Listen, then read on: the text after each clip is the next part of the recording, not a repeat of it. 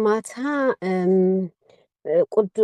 ምን ይባላል ይሄ ቅባ ቅዱስ አይኖቼ ቀባው፣ እዝኖቼ ቀባው፣ ተኛው።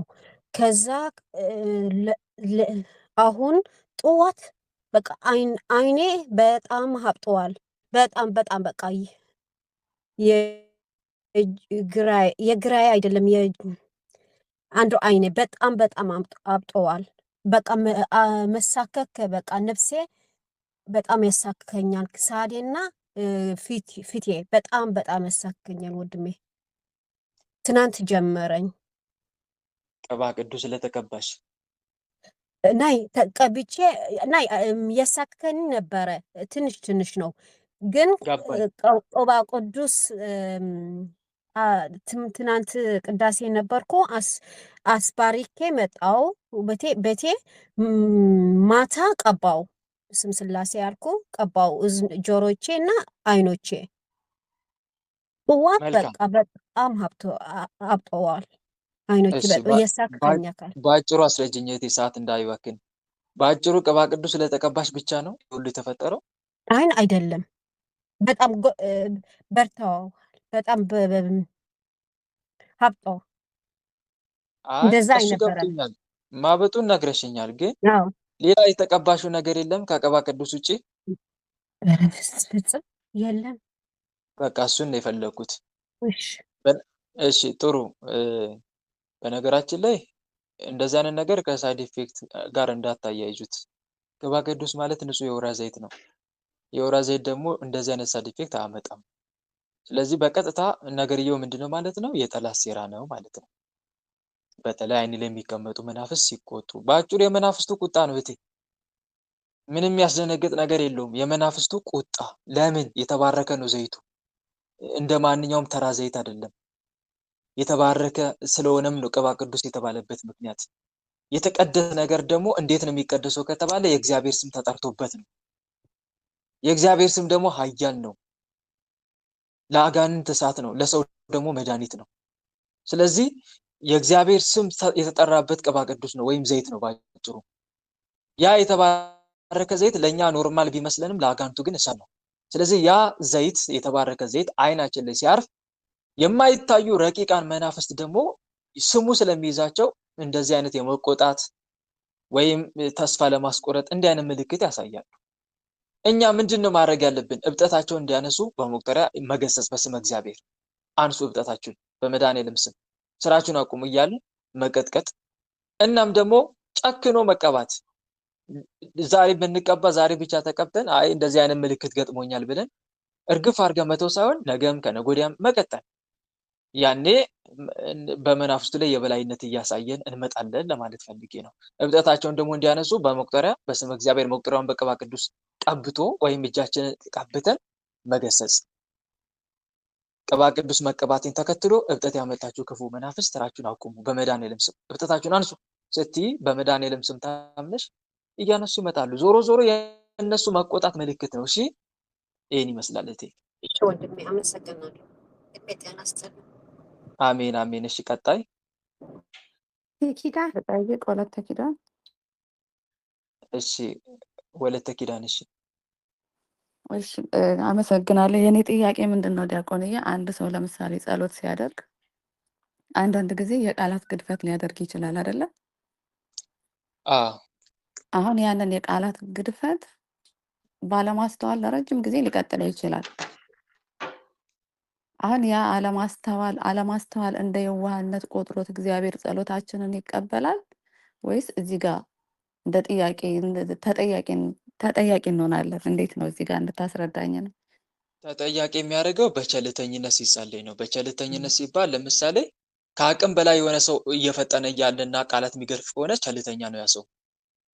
ግልጽ ነው። ተረጋግቶ መጸለይ እና ሳይገድፍ መጸለይ እየቻለ ግን በመፍጠኑ በመፍጠኑ ቃላትን የሚገድፍ ከሆነ ያ ሰው ተጠያቂ ነው። ምክንያቱም ለጸሎቱ ክብር አልሰጠም። ተረዳሽ አይደል? ሌላው ደግሞ ለምሳሌ በዝንጋይ ማለት የሆነ ማየት የማይገባውን እያየ እንደዚህ እያደረገ በቸልተኝነት ሲጸልይ ያ ሰው ተጠያቂ ያደርገዋል። ነገር ግን የቻለውን ያክል ጥንቃቄ እያደረገ ስለገደፈ ተጠያቂ አይሆንም። ግልጽ ነው። ዋናው ትልቁ ነገር በቸልተኝነት መጸለይና አለመጸለዩ ላይ እንጂ ችሎታ ላይ አይደለም። አሁን የምትለው ተረድቻለሁ። አሁን ለምሳሌ አባታችን ሆይ የሚለው ጸሎት መምህራን ሲያስተምሩ የሰማሁት አባታችን ሆይ ብሎ አንድ ሰው ሲጸልይ ለአንድ ለራሱ ብቻ ሳይሆን ራሱ አባታችን ሆይ ስትል ለብዙዎች እንደሆነ አባቴ ሆይ ብለህ አይደለም የምትጀምረው። አባታችን ሆይ አቡነ ሰማያትን አባታችን ሆይ በሰማያት የምትኖር ትላለህ። ከእንደገና የዕለት እንጀራችንን ስጠን ስትል የዕለት እንጀራዬን ስጠኝ አይደለም ትለው ሲያስተምሩ የሰማሁት ማለት ነው። አባታችን ሆይን አንድ ስትል ለብዙ ሰው የሚጸለይ ጸሎት ነው። አሁን አንዳንዴ እኔም ልሆን እችላለሁ የማዳምጠው በተደጋጋሚ እመቤታችን ቅድስት ድንግል ማርያም ሆይ ብለህ የምትጀምረው እመቤት የቅድስት ድንግል ማርያም ሆይ እያልን አሁን እንዲህ አይነት ነገሮች ሲደጋገሙ እንዴት ነው? አንደኛ የጸሎቱን ይዘት እየቀየር ነው። እመቤቴና እመቤታችን አሁን እንትን አቡነ ሰማያት ላይ እመቤታችን የሚለው አለ አይደለም? ገብቶኛል። እሱ ግን ለብዙና ለነጠላ መሆኑ ነው። አሁን እሱስ አባታችን ሆይ ላይ ችግር አለው የለውም? እንደዛ ሲባል ስለምሰማ ነው። እና ለእኔ እንትን ያደናግረኛል። ጸሎቱ እመቤታችን ቅድስት ድንግል ማርያም ሆይ ነው የሚለው። እመቤቴ ስትል ግን ለብዙ የለውም። ግን የሚመከረው ለብዙ ሆነ አድርገን መጸለይ አለብን። አባታችን ሆይ ብለን መጸለይ አለብን። አንድ ሰው ግን እመቤቴ ቅድስት ድንግል ማርያም ሆይ በመልአኩ በቅዱስ ገብርኤል ሰላምታ ሰላም እልሻለሁ ብሎ እንደራሱ አድርጎ ቢጸልይም ይሄን ያክል ችግር የለውም። እንደ ችግር አይታይም። ጸሎቱን ለግሉ አደረገው ነው። ግልጽ ነው አይደለ? ግን ቤተክርስቲያን አስተማረችን። ሁላችንም የክርስቶስ አንዱ አካል ነን አይደለ? ራስ ወዳድነትን አላስተማረችንም። ለሁላችንም እንዲሆን አባታችን ሆይ በሰማያት የምትኖር ብለን ነው የምንጸልየው። ግልጽ ነው አይደል? ምክንያቱም አንድ ክርስቲያን ሲጸልይ ክርስቲያን ምንም እንኳን ቤተሰብ እንኳን ምንም ባይኖረው ወንድም ሌሎቹ ክርስቲያን ወንድሞቹ እህቶቹ ናቸው አይደል እንዴ? በእድሜ የገፉት አባቶቹ እናቶቹ ይሆናሉ። በሱ እድሜ ኩያ የሆኑ ደግሞ ወንድሞቹ እህቶቹ፣ ከሱ በታች የሆኑ ደግሞ ልጆቹ ሊሆኑ ይችላሉ። እነሱንም እያሰበ መጸለይ ያለበት አባታችን እያለ እንደዚህ ነው መጸለይ ያለበት። ነገር ግን እኔ እመቤቴ ቅድስት ድንግል ማርያም በመልአኩ በቅዱስ ገብርኤል ሰላምታ ሰላም እልሻለሁ ብዬ ለሲንግል ወይም ለነጠላ አድርጌ ስለጸለይኩኝ ችግር አለው ብሎ ጥርጣሬ ውስጥ የሚገባም አይደለም። ሲጀመር ግልጽ ነው። ግልጽ ነው። መልካም። እሺ፣ አመሰግናለሁ። እድሜና ጤና ይስጥልኝ። አሜን አሜን። ሌላ ጥያቄ? ሬተ ስላሴ እሺ፣ ሬተ ስላሴ። እሺ ወንድማችን፣ እኔ ለራሴ አይደለም እንተባበራት። የሆነች ልጅ አለች፣ ተደጋጋሚ በውስጥ ጠይቅልኝ እያለች ታወራኛለች። ችግሯን ብዙ ችግር አውርታኛለች። ግን ዛሬ እሷ ትግባ፣ እኔ ይቅርብኝ። መድኃኔዓለም አባቴ የምትል አለሽ? አሁን እስኪ ግቢ ጠይቂው። እየሰማሽ ነው? ካለሽ ግቢ።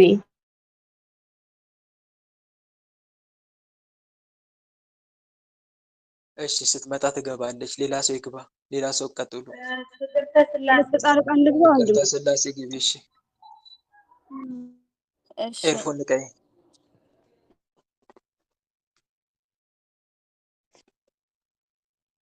አትውጡ። ኤርፎን ንቀሉ ስትባሉ አትውጡ። እዛው ሆናችሁ መንቀል ትችላላችሁ አይደል እንዴ? አሁን ይሰማል? አው ቀጥይ። እግዚአብሔር ይመስገን። እኔ ስለ ህይወት መጠየቅ እችላለሁ ወንድሜ? ስለምን? ስለ ግል ህይወት መጠየቅ ይቻላል? ለመጀመሪያ ጊዜ ነው የምጠይቀው። በዚህ ማህበር ብዙ ጊዜ ሞክሬያለሁ፣ ግን ሁሉንም ያማከለ ጥያቄ ነው። ግሩፑ ጥያቄ የሚያስተናግደው ሁሉንም ማንኛውንም አይነት ጥያቄ ያስተናግዳል በመንፈሳዊ ዙሪያ። ቀጥይ። መልካም። የኔ ጥያቄ መሰለህ በህይወት ውስጥ ጓደኛ ዙሪያ ውስጥ ነውና ጓደኛ ነበረኝ። ግን ያ ጓደኛ በህይወት በፍቅር እየኖርን ሳለ ከርቀት አንጻር አንቺ ያለሽው እሱ ጋር ነው እና እኔ ያለሁት እዚህ ላይ ነገሮች ሊያገናኙ ስለሚችሉ ተስፋ አታድርግኝ፣ አንቺን ተስፋ አላደርግም ማለት ሀሳብና እኔ ያለው በእኔ ላይ እንዳማራጭ ለምሳሌ ሚስት አለኝ ግን ሌላ ሴት አወራለሁ ብሎ ነገረኝና ይሄንን እኔ አሁን ራሴን ማረቅ አልችልም፣ ኃጢአት ይሆንብኛል። በእርግጥ እግዚአብሔር ቢፈቅድ አንድ እንሆናለን ብለን ነበረ። እግዚአብሔር ቢፈቅድ አብረን ሆነን እሺ ህይወታችንን እንመሰርታለን ብዬ ነበር። ግን እሱ የነገን በሱ ነው የሚያስበው። እኔ ደግሞ በእግዚአብሔር ፈቃድ የነገ የእግዚአብሔር ምስጢር ነውና እግዚአብሔር ከፈቀደ ብዬ ነው ጓዝና ከዚህ ጋር ለያየን። ምን ትመክረኛለህ?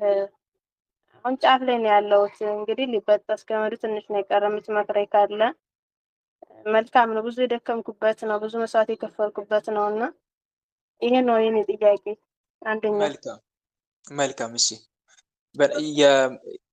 ርቀታችሁ ምክንያት አይሆንም ለመለያየት። በነገራችን ላይ ርቀታችሁ ምክንያት አይሆንም። አሁን እሱ እንደ ምክንያት ርቀታችሁን አመጣ ወይም አቀረበ እንጂ ግን ስህተት ነው። በአጭሩ የሆነ ምናልባት የልጁን ልብ ባላውቅም ግን ከድርጊቱ አንፃር ለመሸሽ ከአንቺ ለመለየት ምክንያት እየፈለገ እንደሆነ ነው የተረዳሁት።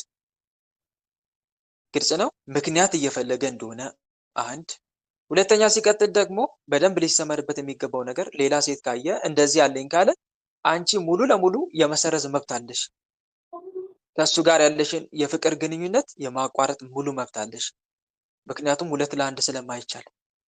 ግልጽ ነው አይደል? ነገር ግን ይኸውልሽ ሰው ከአንቺ ለመለየት ሲፈልግ በቀጥታ እንለያይ አይልም። ብዙን ጊዜ ወንዱ ሴቷን ሊለያ ሲፈልግ የሆነ ምክንያት ያዘጋጃል። ሚስትም ሴቶችም ልክ እንደዚሁ ለመለየት ሲፈልጉ የሆነ ምክንያት ያዘጋጃሉ እንጂ በቀጥታ እንለያይ እንደዚህ አይሉም።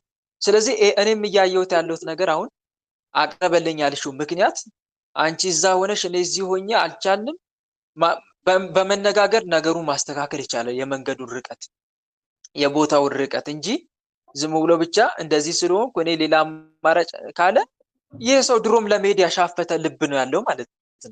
ድሮም ኮብኩቧል። ለመሄድ ያሰበን ሰው ደግሞ ማስቀረት አይቻልም፣ ትርፉ ማስረፈድ ነው።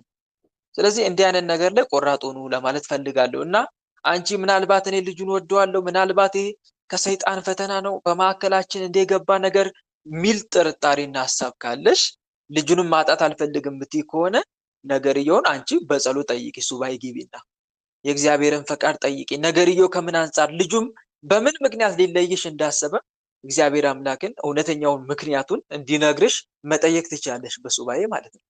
ከዛ በኋላ አቋምሽን ይዘሽ መኖር ይጠበቅብሻል ለማለት ወዳለሁ። ግልጽ ነው?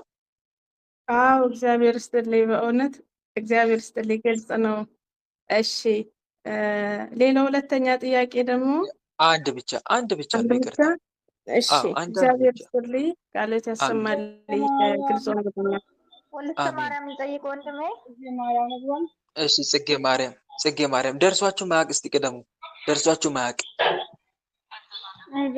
እሺ ጽጌ ማርያም አሁን ያስገባት ልጅቷ ጽጌ ማርያም ቀጥይ። እሺ አመሰግናለሁ። ወንድማችን ቃል መዳን ይሰማል ምስላሽ ማምቦች ተደምስ ማምቦች ተደምስ ማለት እኔ መጠየቅ የፈለኩት ማለት እኔ በፊት ያስጨንቀኝ ነበረ፣ በጣም ያስጨንቀኛል። ዛሬ ከጀመረኝ በቃ ለነጋቱ ነው የሚተወኝ እንጂ ወደው አይተወኝም። እና መንፈሶቹ ታሰር ሲባል በአባቶች በጣም እንትን ሲያላግጥና እንትን ሲያሾፍባቸው ነበር። ታሰርኩ እያለ እየወጣ ወደው ያስጨንቀኛል እና ጠዋት ዛሬ ከጀመረኝ ለነገ ነው የሚተወኝ እና በጣም ነው በቃ እንደ አንበሳ ጥጃ ላይ እንትን ያለብኝ ማለት ነው። እና አሁን ወደ እኔ የተቀየረው እሱ ማስጨነቁን ትቶ ማለት ነው። ማስጨነቁን ትቶ ወደ ራስ ምታት እንደ መብረቅ ነው የሚመታኝ። ዛሬ ከጀመረ ራስ ምታቱ ለነገ ነው የሚተወኝ እንጂ ዛሬ አይተወኝም ማለት ነው። ወዲያው መድኃኒት እንኳን ብወስድ አይተወኝም፣ ለዛሬ ለነገ ነው የሚተወኝ። ይሄ ከምን አንጻር ነው? እና ደግሞ በፊት ምስጢር ነኝ ይላል። ምስጢር ነኝ ማለት ነው።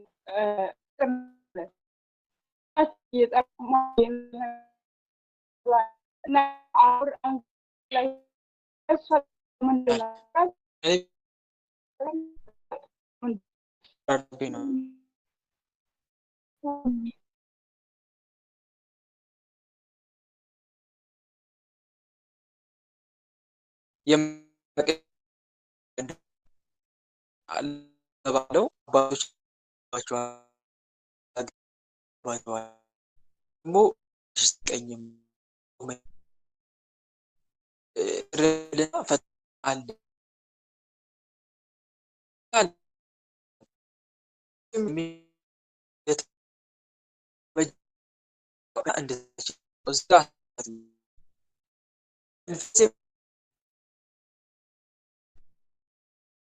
ሁለተኛ ትጋታችን እነኚህ ሁለቱ ናቸው የሚወስኑት። ሁለቱ በዋናነት ይወስናሉ። ትጋት፣ የፈጣሪ ፈቃድ። አብዛኞቻችን መንፈሱም ያላግጥብን መቼ መሰላችሁ? የፈጣሪ ፈቃድ ላይ ቀዝቀዝ እንላለን። ማለት የፈጣሪ ፈቃድ የሚጠይቀው በምንድን ነው? በጸሎት ነው። የፈጣሪ ፈቃድ ላይ ከማተኮር ይልቅ መንፈሱን ማዳከም ላይ እንመርጣለን። አይደለም? ተሳሳትኩ? የብዙዎቻችሁ ይሄ አይደለ? እህት ወንድሞች፣ ብዙዎቻችን ምን እያያዘው ምን ላይ ነው? መንፈሱን ማዳከም ላይ ወይስ የፈጣሪን ፈቃድ መጠየቅ ላይ? እስቲ ንገሩኝ። ምን ላይ ነው የምንበረታ? ብዙዎቻችን ብዙም ጊዜ ማዳከም ላይ ነው። ትክክል። በመቀጥቀጥ ብቻ ብዛት የሚያዝ ይመስለናል እኮ ብዙዎቻችን። በመቀጥቀጣችን ብዛት፣ በመስገዳችን ብዛት፣ በጾማችን ብዛት ብቻ የሚያዝ እየመሰለን እዛ ላይ ብቻ ነው የምናተኩረው። ግን የፈጣሪ ፈቃድ ከሌለበት ዋጋ የለውም መስገዱ፣ መጸለዩ፣ መቀጥቀጡ። በዋናነት የፈጣሪን ፈቃድ መጠየቅ፣ አጥብቆ መጠየቅ፣ በተለይ ከትህትና ጋራ ጌታ ሆይ የኔ ድካም እኮ የኔ ልፋት እኮ የኔ መጸለይ መስገዱ እኮ የአንተ ፈቃድ ካልተከለበት እኮ ምንም ነው ማለት። ስትጸልዩ እንደዛ እያላችሁ ጸልዩ። ጌታዬ መድኃኒዓለም በእኔ ትጋት አልተማመንም፣ ጋሻዬ ኃይሌ አንተ ነህ እያልን መጸለይ ያለብን። አባቶች መዝሙረ ዳዊት መዝሙር 43 ላይ በቀስቴ የምታመን አይደለሁም፣ ሰይፌ አያድነኝም፣ አንተ ግን ከጠላቶቻችን አዳንከን፣ የሚጠሉንም አሳፈርካቸው። ሁልጊዜ በእግዚአብሔር እንከብራለን፣ ስምንም ለዘላለም እናመሰግናለን ይላል። ስለዚህ በራስ ጉልበት አለመመካት፣ በስግደት ብዛት እንደሚጋለጥ አድርገን እዛ ላይ አይደለም የምትጠጋው። መስገዱ መልካም ነው፣ መቀጥቀጡ መልካም ነው፣ ግን እዛ ላይ ብቻ የሆነ ከሆነ አስቸጋሪ ነው። ስለዚህ የፈጣሪን ፈቃድ መጠየቅ ከምን ከእንባ ጋራ የፈጣሪን ፈቃድ መጠየቅ፣ እንደገና መንፈሱን ከሚያስደስቱ ነገሮች መራቅ፣ ለመንፈሱ ጉልበት የሚሆኑ የራሳችን ድክመት ካለ እነኛ ድክመት አቮይድ ማድረግ። ይሄ በትንሽ በትልቁም ቱግ ማለት፣ ቂመኛ መሆን፣ እንደነኛ አይነት ነገሮች ቅናተኛ መሆን፣ ከነኛ አይነት ነገሮች መራቅ፣ መንፈሱን ከሚያስደስቱ የኃጢአት መንገዶችም ካሉ እነሱንም ማራቅ እና በብርቱ ልብ በፍጹም ልባችን ሆነን ፈጣሪያችን ፈቃድ መጠየቅ። ጌታ ሆይ አንተ ካልረዳኝ የኔ መጸለይ መስገድ ትርጉም የለውም። እባክህ ጌታ ይርዳኝ። እባክህ ጠላቶቼ እንዲታሰሩ ፍቀድ። ምን በል? ጠላቶቼ እንዲታሰሩ ፍቀድ። እንዲታሰሩ እንዲሸኙ ፍቀድ ጌታዬ። አንተ ካልፈቀድክ አይታሰሩምና፣ አንተ ካልፈቀድክ አይሸኙምና እባክህን ጌታዬ ያዝልኝ እያልን በእንባ የፈጣሪን ፈቃድ መጠየቅ። እዛ ላይ በደንብ ማተኮር አለብን። ሌላው ደግሞ መንፈሱ ላይ ሙሉ ለሙሉ ትኩረት አለማድረግ። ማለይ መንፈሱ ላይ ትኩረት አለማድረግ። አዎ ብዙዎቻችን 100% መንፈሳዊ ህይወታችን ሙሉ ለሙሉ መንፈስ ላይ ያተኮረ ነገር፣ እንደዛ መሆን የለበትም። 100% መንፈስ ተኮር የሆነ መንፈሳዊ ህይወት መያዝ የለብንም። እሺ 100% መንፈስ ተኮር በጣም ጥሩ አይደለም። ስለዚህ እኛ እሱን እያሰብን የምንጨነቅበትን ፓርት የክርስቶስን ፍቅር እያሰብን መትጋት፣ የክርስቶስን ፍቅር ማሰብ። ቅዱሳት መጽሐፍትን አንብቡ፣ በቅዱሳት ታሪክ ተመሰጡ። በቅዱሳት ታሪክ በቅዱሳን ሰዎች ጻድቅ በሚጋደሉ ተጋድሎት በዛ ህይወታችሁ ተመሰጡ። የክርስቶስን ፍቅር በማሰብ በዚህ መንፈሳዊ ህይወታችሁን አስከብቡ እንጂ ሙሉ ለሙሉ መንፈስ ተኮር ከሆነ በጣም አስቸጋሪ ነው። በእውነት ከዓላማችን ስታለን፣ ተስፋ እንቆርጣለን። ይሄ መንፈሱ ደግሞ በረባው ያስጨንቀናል ማለት ነው። እንደዛ መሆን የለበትም። ግልጽ ነው አይደል? ልባችን የክርስቶስን ፍቅር ያለማቋረጥ የሚያስብ ከሆነ አጋንንቱ ልባችን ላይ ቦታ እኮ የለውም፣ ቦታ አይኖረውም እኮ። ይጨነቃል። እኛ የክርስቶስን ፍቅር ስናስብ እሱ ውስጥ ሆኖ ይጨነቃል። ከኛ ጋር መሆንም አይፈልግም። ስለዚህ የክርስቶስን ፍቅር ማሰብ፣ የቅዱሳን ተጋድሎ ማሰብ፣ ይሄን እያደረግን መትጋት አለብን እንጂ ሙሉ ለሙሉ መንፈስ ተኮር ካደረግንም ችግር ነው። መንፈሱን ለመግጣት ስርዓት ለማስያዝ ፈተናውን ለማስቆም እንዋጋዋለን። ከዚህ በተጨማሪ ግን ሙሉ ለሙሉ ትኩረታችን የክርስቶስ ፍቅር ላይ መሆን አለበት የሚል ነው። እናም ደግሞ መንፈሱን ለማዳከም ሳይሆን ሙሉ ለሙሉ ትኩረታችን የክርስቶስን ፍቅር በማሰብ ለምሳሌ አንድ ሰው ይወላችሁ ስግደት በሁለት መንገድ ሊሰግድ ይችላል። መንፈሱን ለማዳከም ብሎ ሊሰግድ ይችላል። የክርስቶስን መውደቅና መነሳት እያሰበ ደግሞ ይሰግዳል። የትኛው የሚበልጠው ንገሩኝ እስቲ፣ የትኛው ይበልጣል? ፍቅር እያሰበ የሚሰግድ የክርስቶስን ፍቅር እያሰበ የሚሰግድ መውደቁን መነሳቱን እያሰበ ወይኔ ጌታዬ እኮ መስቀሉን ተሸክሞ እንዲወድቋል እያለ የሚሰግድ ደግሞ አለ። መንፈሱ እኮ ላዳክመው ብሎ ደግሞ የሚሰግድ አለ። ሰማይና ምድር ርቀት አለው ወንድሞች፣ ሰማይና ምድር። ያ ክርስቶስን ፍቅር እያሰበ የሚሰግደው በጣም ትልቅ ፓወር ነው። አንዱ ስግደት የሱ በጣም ትልቅ ፓወር አለው መንፈሱን ለማዳከም ብሎ ከሚሰግደው እና ይሄንን ማሰብ መቻል አለብን። መቁጠሪያ ላይ ራሱ እኮ የክርስቶስን ፍቅር እያሰቡ መቀጥቀጥ ይቻላል። አይቻልም? አይቻልም እንዴ? ይቻላል። ይኸውላችሁ መቁጠሪያ ስንቀጠቅጥ በሶስት መንገድ መቁጠሪያ መጠቀም እንችላለን። በተለይ በሁለት መንገድ በዋናነት አንደኛ የክርስቶስን ፍቅር ጌታዬ ኢየሱስ ክርስቶስ ለኔ ስትል ተርፈሃልና ይቅር በለኝ ያለ አንድ ሰው የክርስቶስን ሕማም አሰበ። ክርስቶስ ሕማም ጋር ተካፈለ አልተካፈለም? ንገሩኝ። ተካፍሏል። ምክንያቱም የረፍን እያሰበ ራን እያረፈ እንደዛ የሚያደርጉ ቅዱሳን አሉ። ለምሳሌ መልከጼዴቅ፣ በተለይ ብዙ ቅዱሳን አቡነ መባዮ፣ ሌሎችም ብዙ ቅዱሳን ሕማሙን እያሰቡ ራሳቸውን ይገርፉ ነበር።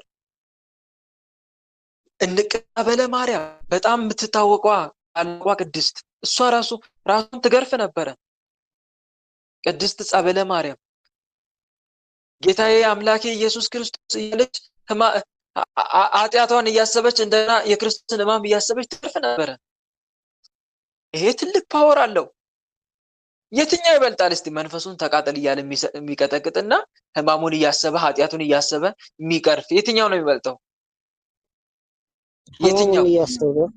የክርስቶስን ግርፋት እያሰበ የሚቀጠቅጥ። በትክክል እንደዚህ ማሳደግ እንችላለን እላችሁ ፈልጌ ነው። አምላኬ ኢየሱስ ክርስቶስ ስንት ጊዜ በደልኩ፣ ስንት ጊዜ ተገረፍክልኝ። አምላኬ ኢየሱስ ክርስቶስ እኔ ነኝ ኃጢአተኛው ልገረፍ የሚገባኝ። አምላኬ ኢየሱስ ክርስቶስ ማረኝ፣ ይቅር በለኝ፣ ብዙ ጊዜ ምረኛል፣ ብዙ ጊዜ ደግሞ በድያለሁ እያለ ሕማሙን የሚያስብ። እንዲያውም አንድ ዜና በውላ ያነበብኩትን ታሪክ ልንገራችሁ።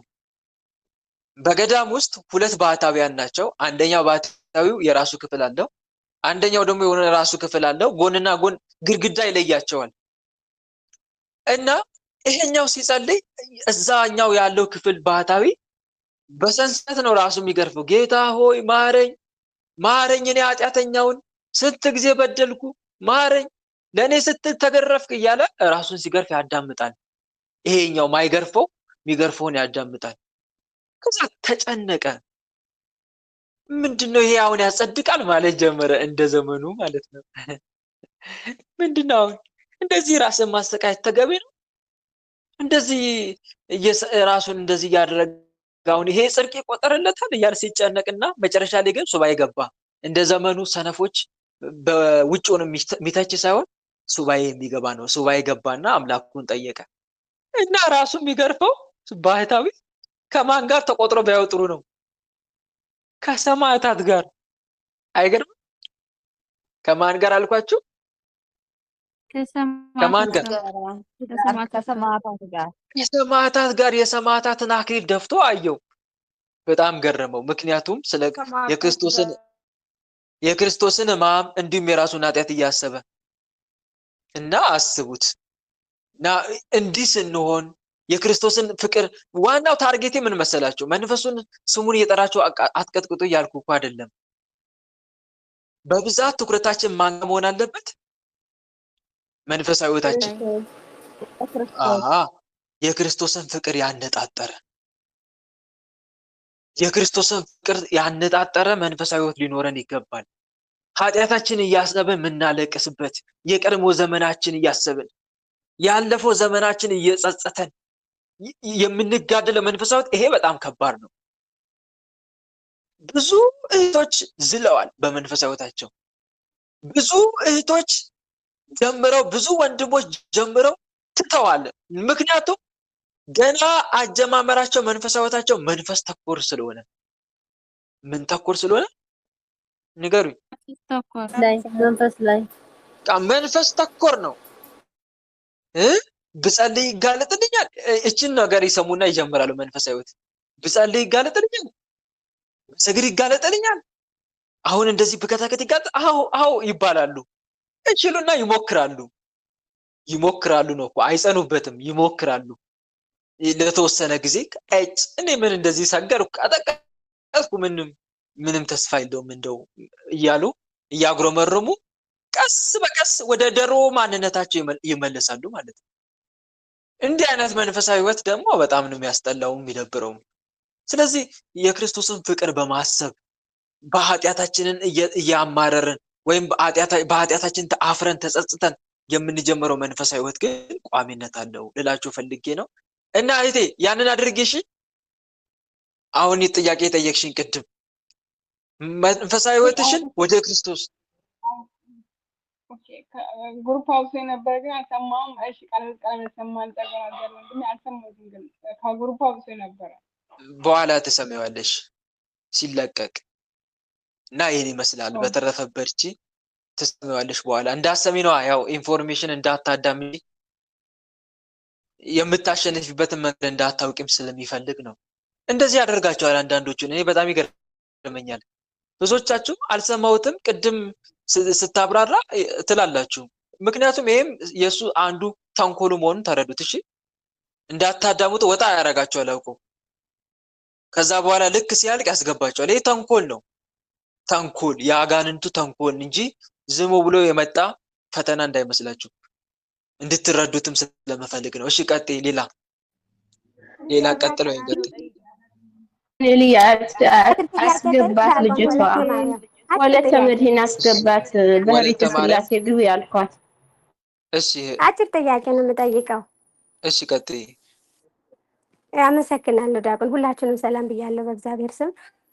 ዲያቆን ህልም ነው የምጠይቅህ እና ውሻ ሁለት ቀን አንድ ቀን ጥቁር ውሻ አንድ እኔ ህልም እኮ አልፈታም እህቴ። ህልም የሚፈቱ ጋር ሂጂ። አይ ግልጽ ነው እህቴ። አሜን። እንትኑን ተነገርከኝ ብዬ ነው። እሺ ምን እንደሆነ ጥሩ ነው መጥፎ ነው የሚለው እንዳስሆን በውሻ የሚገለጥ ጥሩ ህልም የለም እህቴ። በውሻ የሚገለጥ ነጭም ጥቁርም ጥሩ አይደለም አይደል? ነጭም ይሁን ጥቁርም ይሁን በውሻ ህልም የሚገለጥ ብዙን ጊዜ እንትን አይደለም። እሺ ጥሩ አይደለም። ብዙ ጊዜ የዛር መንፈስ መገለጫ ምልክት ነው። የዛር መንፈስ ጥቁር ነጭ። እግዚአብሔር ይስጥልኝ። የሆኑ ሰዎች ጠይቄ እንትን ስለት የበላሽው ታለ ስላሉኝ ላይክ ተሚያውቅ ሰው በደንብ እውነት ስለት ከሆነ ለማወቅ ፈልጌ ነው። ውሻ በስለት ይመሰላል ስላሉኝ እሱን ለማወቅ ፈልጌ ነው። ዲያቆን አመሰግናለሁ። እንትን የዶክተር ጋውን የለበሰች ነጭ ሴት እሺ እህት አለምዬ ህልም የሚጠይቁት ህልም የሚፈቱ ጋር ሂጂ። እሺ አሁን ለኔ እንደዛ ሰው ሀገር ነው ያለሁት። እኔ ህልም የሚፈታ ታውቃለህ ወንድሜ። ባውቅማ እዚህ አልመጣም እኮ ነው ዳት። እሺ ለምሳሌ መምህር ተስፋዬ ህልም ይፈታል። እሱ ጋር ሄደሽ መጠየቅ ትችያለሽ። ግልጽ ነው። እሺ እኔ ህልም ላይ ጎበዝ አይደለሁም። ህልም ላይ ነው ጎበዝ አይደለም። ህልም መታችሁ አትጠይቁኝ ፕሊስ። ቆይ አንዴ ቆይ አንዴ።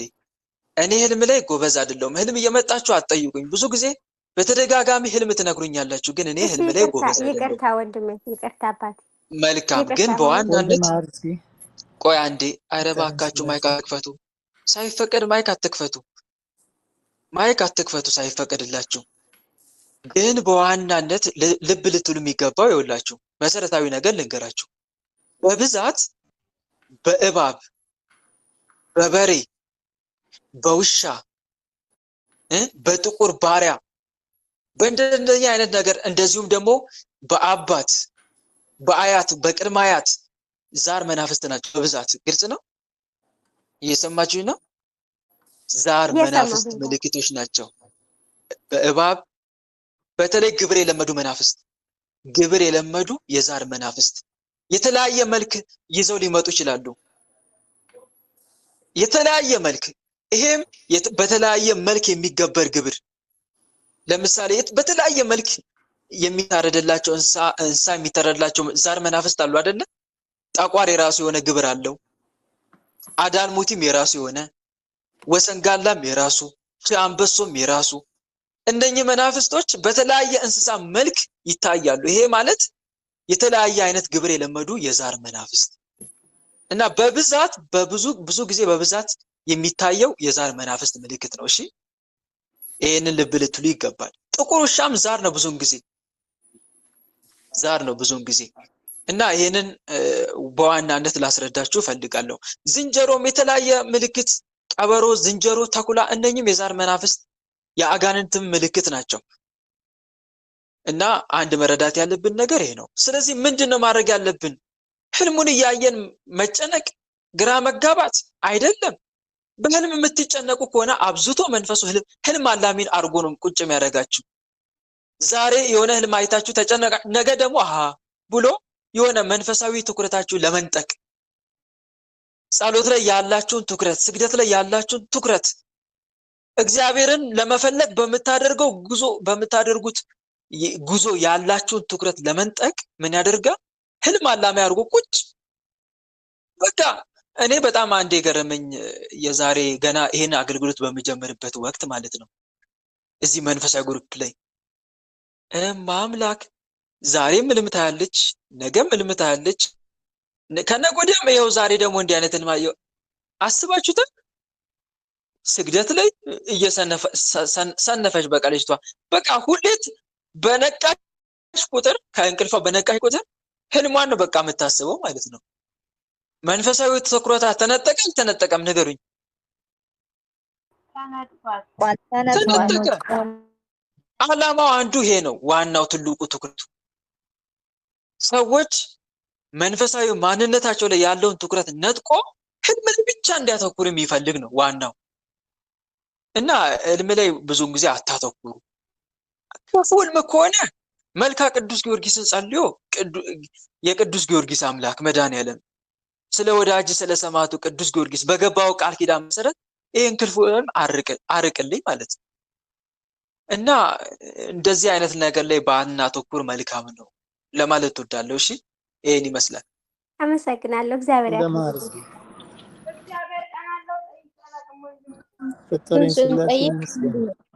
ወለተ ሚካኤል እሺ ቀጥይ። እሺ እኔ የመጽሐፍ ቅዱስ ጥያቄ ነው የምጠይቀው ወደ ዕብራውያን ላይ ያለው ማለት ምዕራፍ 1 ከቁጥር 13 ላይ ያለው ነው። ላይ እስቲ አልሰማሁሽም ነበር። ወደ ዕብራውያን መልእክት ምዕራፍ ስንት? ምዕራፍ 1 ከቁጥር 13 ምዕራፍ 1 ቁጥር 13 ላይ ያለው። እሺ ምን ይላል? እስቲ አንብቢልና። ነገር ግን ከመላእክት ጥላቶችን የእግርህ መረገጫ እስካደርግልህ ድረስ በቀኜ ተቀመጥ። ከቶ ለማን ብሏል? ሁሉ መዳንን ይወርሱ ዘንድ ስላላቸው ለማገዝ የሚላኩት የሚያገለግሉት መናፍስት አይደሉምን? ይላል። መልካም። እና ጥያቄሽ ምንድን ነው እዚህ ጋር? መናፍስት የሚለው ምን መላእክት ነው ወይስ? እና ደግሞ በቀኝ ተቀመጥ ያለው ወልድ ነው? እና ብቻ አልገባኝም ትንሽ። አዎ መላእክት ናቸው እቴ። ሁሉ መዳንን ይወርሱ ዘንድ ስላላቸው ለማገዝ የሚላኩ የሚያገለግሉ መናፍስት አይደሉምን የተባሉት መላእክት ናቸው። ስለዚህ መላእክት በዕለት ተዕለት የመዳን ህይወታችን ላይ ምን ያክል አስፈላጊ እንደሆኑና ማይክ የከፈተ ሰው ማይኩን ይዝጋ። ማይካችሁን ዝጉ። ዝጉ ማይካችሁን። አንቺም ያንቺም ማይክ ከሆነ ማይክሽን ዝጊ ወቴ። እሺ ቁጥር 13 ላይ አይደለ? እሺ መልካም። ከቁጥር 10 ጀምረን እንመልከት። ደግሞ ጌታ ሆይ አንተ ከጥንት ምድርን መሰረትክ፣ ሰማዮችም የእጆች ስራ ናቸው። እነርሱ ይጠፋሉ፣ አንተ ግን ጸንተህ ትኖራለህ። ሁሉም እንደ ልብስ ያረጃሉ፣ እንደ መጎናጸፊያም ትጠቀልላቸዋለህ፣ ይለወጡማል። አንተ ግን አንተ ነህ፣ ዓመቶችም ከቶ አያልቁም ይላል። ነገር ግን አሁን ይሄ ሁሉ ስለ ክርስቶስ እየተናገረ ነው ያለው። ከላይ ጀምረሽ ከቁጥር 8 ጀምረሽ እንደዚህ ይላል። ስለ ልጁ ግን አብሮ አይናገርም። ይኸው ስለ ልጁ ግን አምላክ ሆይ ዙፋን እስከ ዘላለም ድረስ ይኖራል፣ የመንግስት በትር የቅንነት በትር ነው። ስለ ክርስቶስ ነው። አምላክ ሆይ የተባለ የተነገረለትም ክርስቶስ ነው እያለ ነው። ጽድቅን ወደድክ አመጽንም ጠላ። ጽድቅ የተባለው የነቢያት ትንቢትን መፈጸም፣ አመጽንም ጠላ ማለት ትንቢታቸውን አለመፈጸም። ጽድቅን ወደድክ አመጽንም ጠላ። ስለዚህ እግዚአብሔር አምላክ ከጓደኞቹ ይልቅ የደስታ ዘይትን ቀባ። ክርስቶስ ስለተዋህደው ስጋ መናገሩ ነው። ክርስቶስ የተዋህደው ስጋ ፍጹም አምላክ መሆኑን ለማመልከት ነው። በአጭሩ በምን ካልሽኝ በተዋህዶ።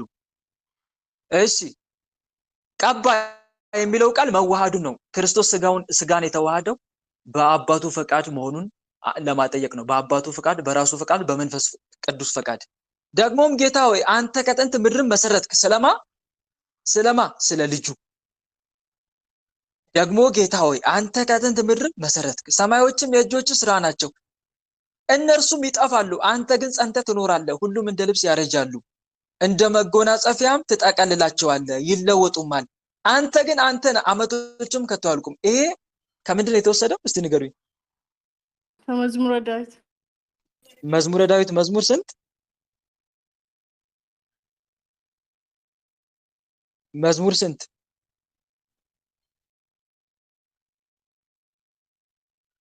አላወቅኩትም። አይሰማ? መዝሙር 101 ማን ነው? መዝሙር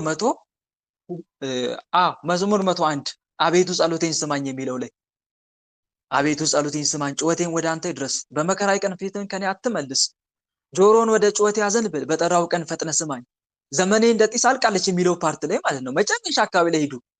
መዝሙር 101 ይሄ ቃል የተነገረው ስለ ልጁ ነው እያለ ነው ቅዱስ ጳውሎስ። ስለማን ነው? ዳዊት እንዲህ እያለ ያለው ማንን ነው እያለ ነው? እንዲህ እያለ ያለው ማንን? ልጁ። ልጁ ማን ነው? የአብ ልጁ ኢየሱስ ክርስቶስ።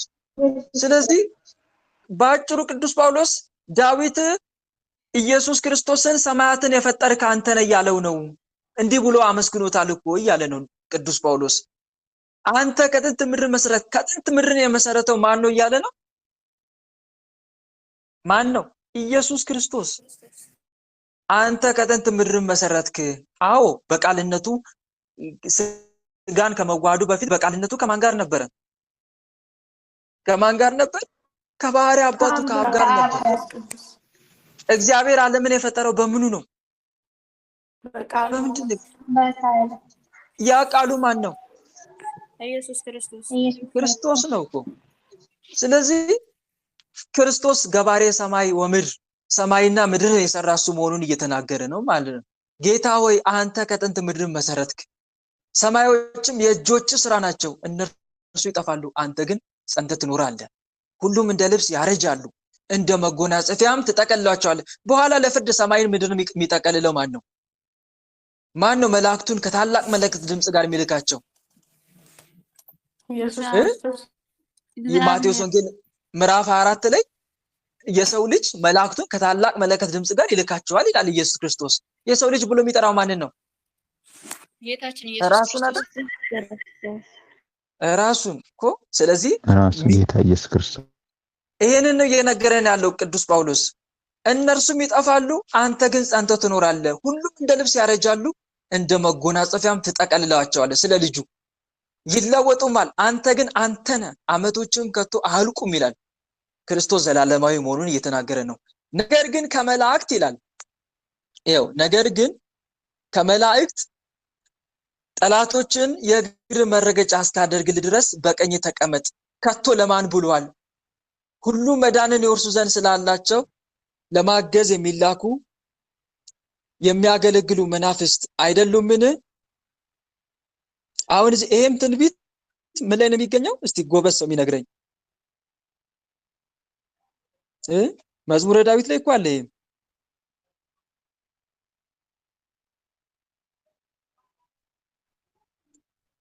አይሰማም ድምጼ? ይሰማል እንደማለት መዝሙረ ዳዊት በደንብ እያስተዋላችሁ እንድትጸልዩ ስለምፈልግ ነው የምጠይቃችሁ። እዚህ ጋር ቆም አድርጌ ጠላቶችን የመቀመጫ መረገጫ እስካደርግልህ ድረስ በቀኝ ተቀመጥ የሚለው ምን ፓርት ላይ ነው? መዝሙረ ዳዊት መዝሙር 109 ጎበዝ ቃልዮት ያሰማልን። መዝሙር 109 ጠላቶች ስለ ልጁ ነው። ይሄም ነገር ግን ከመላእክት ጠላቶችን የእግር መረገጫ እስካደርግልህ ድረስ በቀኜ ተቀመጥ ከቶ ለማን ብሏል? ለልጁ ስለ ልጁ ነው እየተነገረለት ያለው። ሁሉ መዳን ይወርሰን ስላላቸው ለማገዝ የሚላኩ የሚያገለግሉ መናፍስት አይደሉምን? መላእክት። እስቲ ቆይ በኦርቶዶክስ አንድምታ ትርጓሜ መሰረት ጥቅሱ ዋና ዋና ፍቺዎች እንደሚከተለው ማየት እንችላለን። አንደኛ ቀኝ ምንድነው? በቀኝ ተቀመጥ ሲል ቀኝ ምንድነው? የቀኝ ሚስጥር እግዚአብሔር ረቂቅ መንፈስ ስለሆነ ስጋዊ ቀኝና ግራ የለውም። እዚህ ላይ በቀኝ ተቀመጥ ማለት በእሩይ በእኩልነት ስልጣኔና ክብሬ ተካፈል ማለት ነው። ባጭሩ የኔ አምላክነት የማን አምላክነት ይሁን ማለት ነው? የኔ አምላክነት የወልድ አምላክነት አብ አምላክነት ገንዘብ መሆኑ ነው ባጭሩ። እንዴት ድሮ አልነበረም እንዴ? የአብ አምላክነት የክርስቶስ አልነበረም እንዴ ድሮ? ነበር፣ በስጋው ነው። አሁን ለምን አለ? በስጋ ስጋ ተዋህዶ የለም። ያ የተዋህዶ ስጋ ምንን ገንዘብ አድርጓል? በተዋህዶ አምላክነትን ገንዘብ ስላደረገ አሁን ለስጋ ነው እየተነገረለት ያለው። ስጋ ከምን ጋር ስለተዋሃደ? ከቃል ጋር። ለዛ ነው ስለ ስጋ ነው እየተነገረ ያለው። ስልጣን በሰማይና በምድር ተሰጠኝ ሲል ክርስቶስ ስልጣን የለውም እንደ መጀመሪያ አለው። ግን አሁን ምን ተዋህዷል? የኛን ስጋ ስለተዋህደው ስጋ ነው። ያ ስጋ የባህሪ አምላክነትን ገንዘብ ማድረግ ለማጠየቅ ነው ባጭሩ። በቀኝ ተቀመጥ የሚለውም ቃል ይሄንን ነው የሚያመለክተው። ስልጣኔንና ክብሬን ተካፈል፣ የኔ ስልጣን ያንተውም የኔ ይላል እኮ ዮሐንስ ወንጌል ምዕራፍ 17 ላይ የኔ ሁሉ ያንተውም የኔ ነው አይደል? ያንን ለማመልከት ነው። ሌላ የመላእክትና የክርስቶስ ልዩነት እግዚአብሔር አብ ለአንድም መልአክ በቀኝ ተቀመጥ አላለውም። እግዚአብሔር አብ ለአንድም መልአክ በቀኝ ተቀመጥ አላለውም። መላእክት ተገዢና አገልጋይ ፍጥረታት ሲሆኑ ክርስቶስ ግን አምላክና ፈጣሪ መሆኑን ጥቅሱ ያስረዳል። እሺ ሌላውስ የሰው ልጅ ባህሪ መክበር ክርስቶስ በከበረ ስጋው በሰውነቱ ወደ ሰማይ አርጎ ከአብ ጋር በእሩይ ስልጣን መቀመጡን ያሳያል። ይህም በእርሱ ያመኑ የሰው ልጆች ሁሉ ያገኙትን የክብር ልዕልና ያመለክታል። ሌላው ደግሞ ይሄ ጥቅስ ምንን ያሳያል ከተባለ የጠላቶች መሸነፍን ያሳያል። ጠላቶች ሲል እነማን ናቸው? በአጋንንት ሁሉ ላይ ስልጣን ማግኘቱን ነው። አንድም አሁን ኢየሱስ ክርስቶስ ከዚህ በፊት በአጋንንት ላይ ስልጣን የለው ማለት ነው አይደለም። ክርስቶስ ስጋን ከመዋሃዱ በፊት በስጋ ላይ አጋንንት ሰልጥኖ ነበር አልነበረም? ነበር። አሁን ግንስ ክርስቶስ ያንን ስጋ ሲዋሃድ አከበረው አላከበረው? አከበረው። ያ ስጋ በጠላት ላይ ስልጣን አገኘ አላገኘም?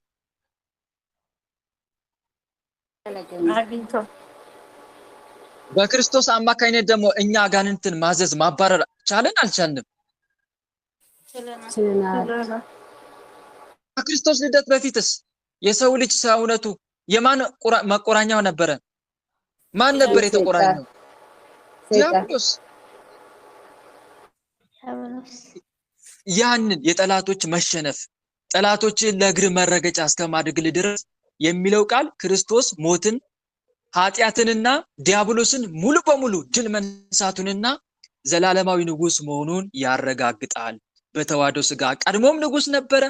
አሁን ደግሞ ስጋንም ለብሶ ምን ሆነ? ንጉስ። ቀድሞም አምላክ ነበረ። አሁን ደግሞ ስጋን ለብሶ ምን ሆነ? አምላክ። ቀድሞም ስልጣን ሁሉ የሱ ነበረ። አሁንም ስጋን ተዋህዶ ስልጣን የማን ሆነ? የሱ ነው። የሱ ሆነ።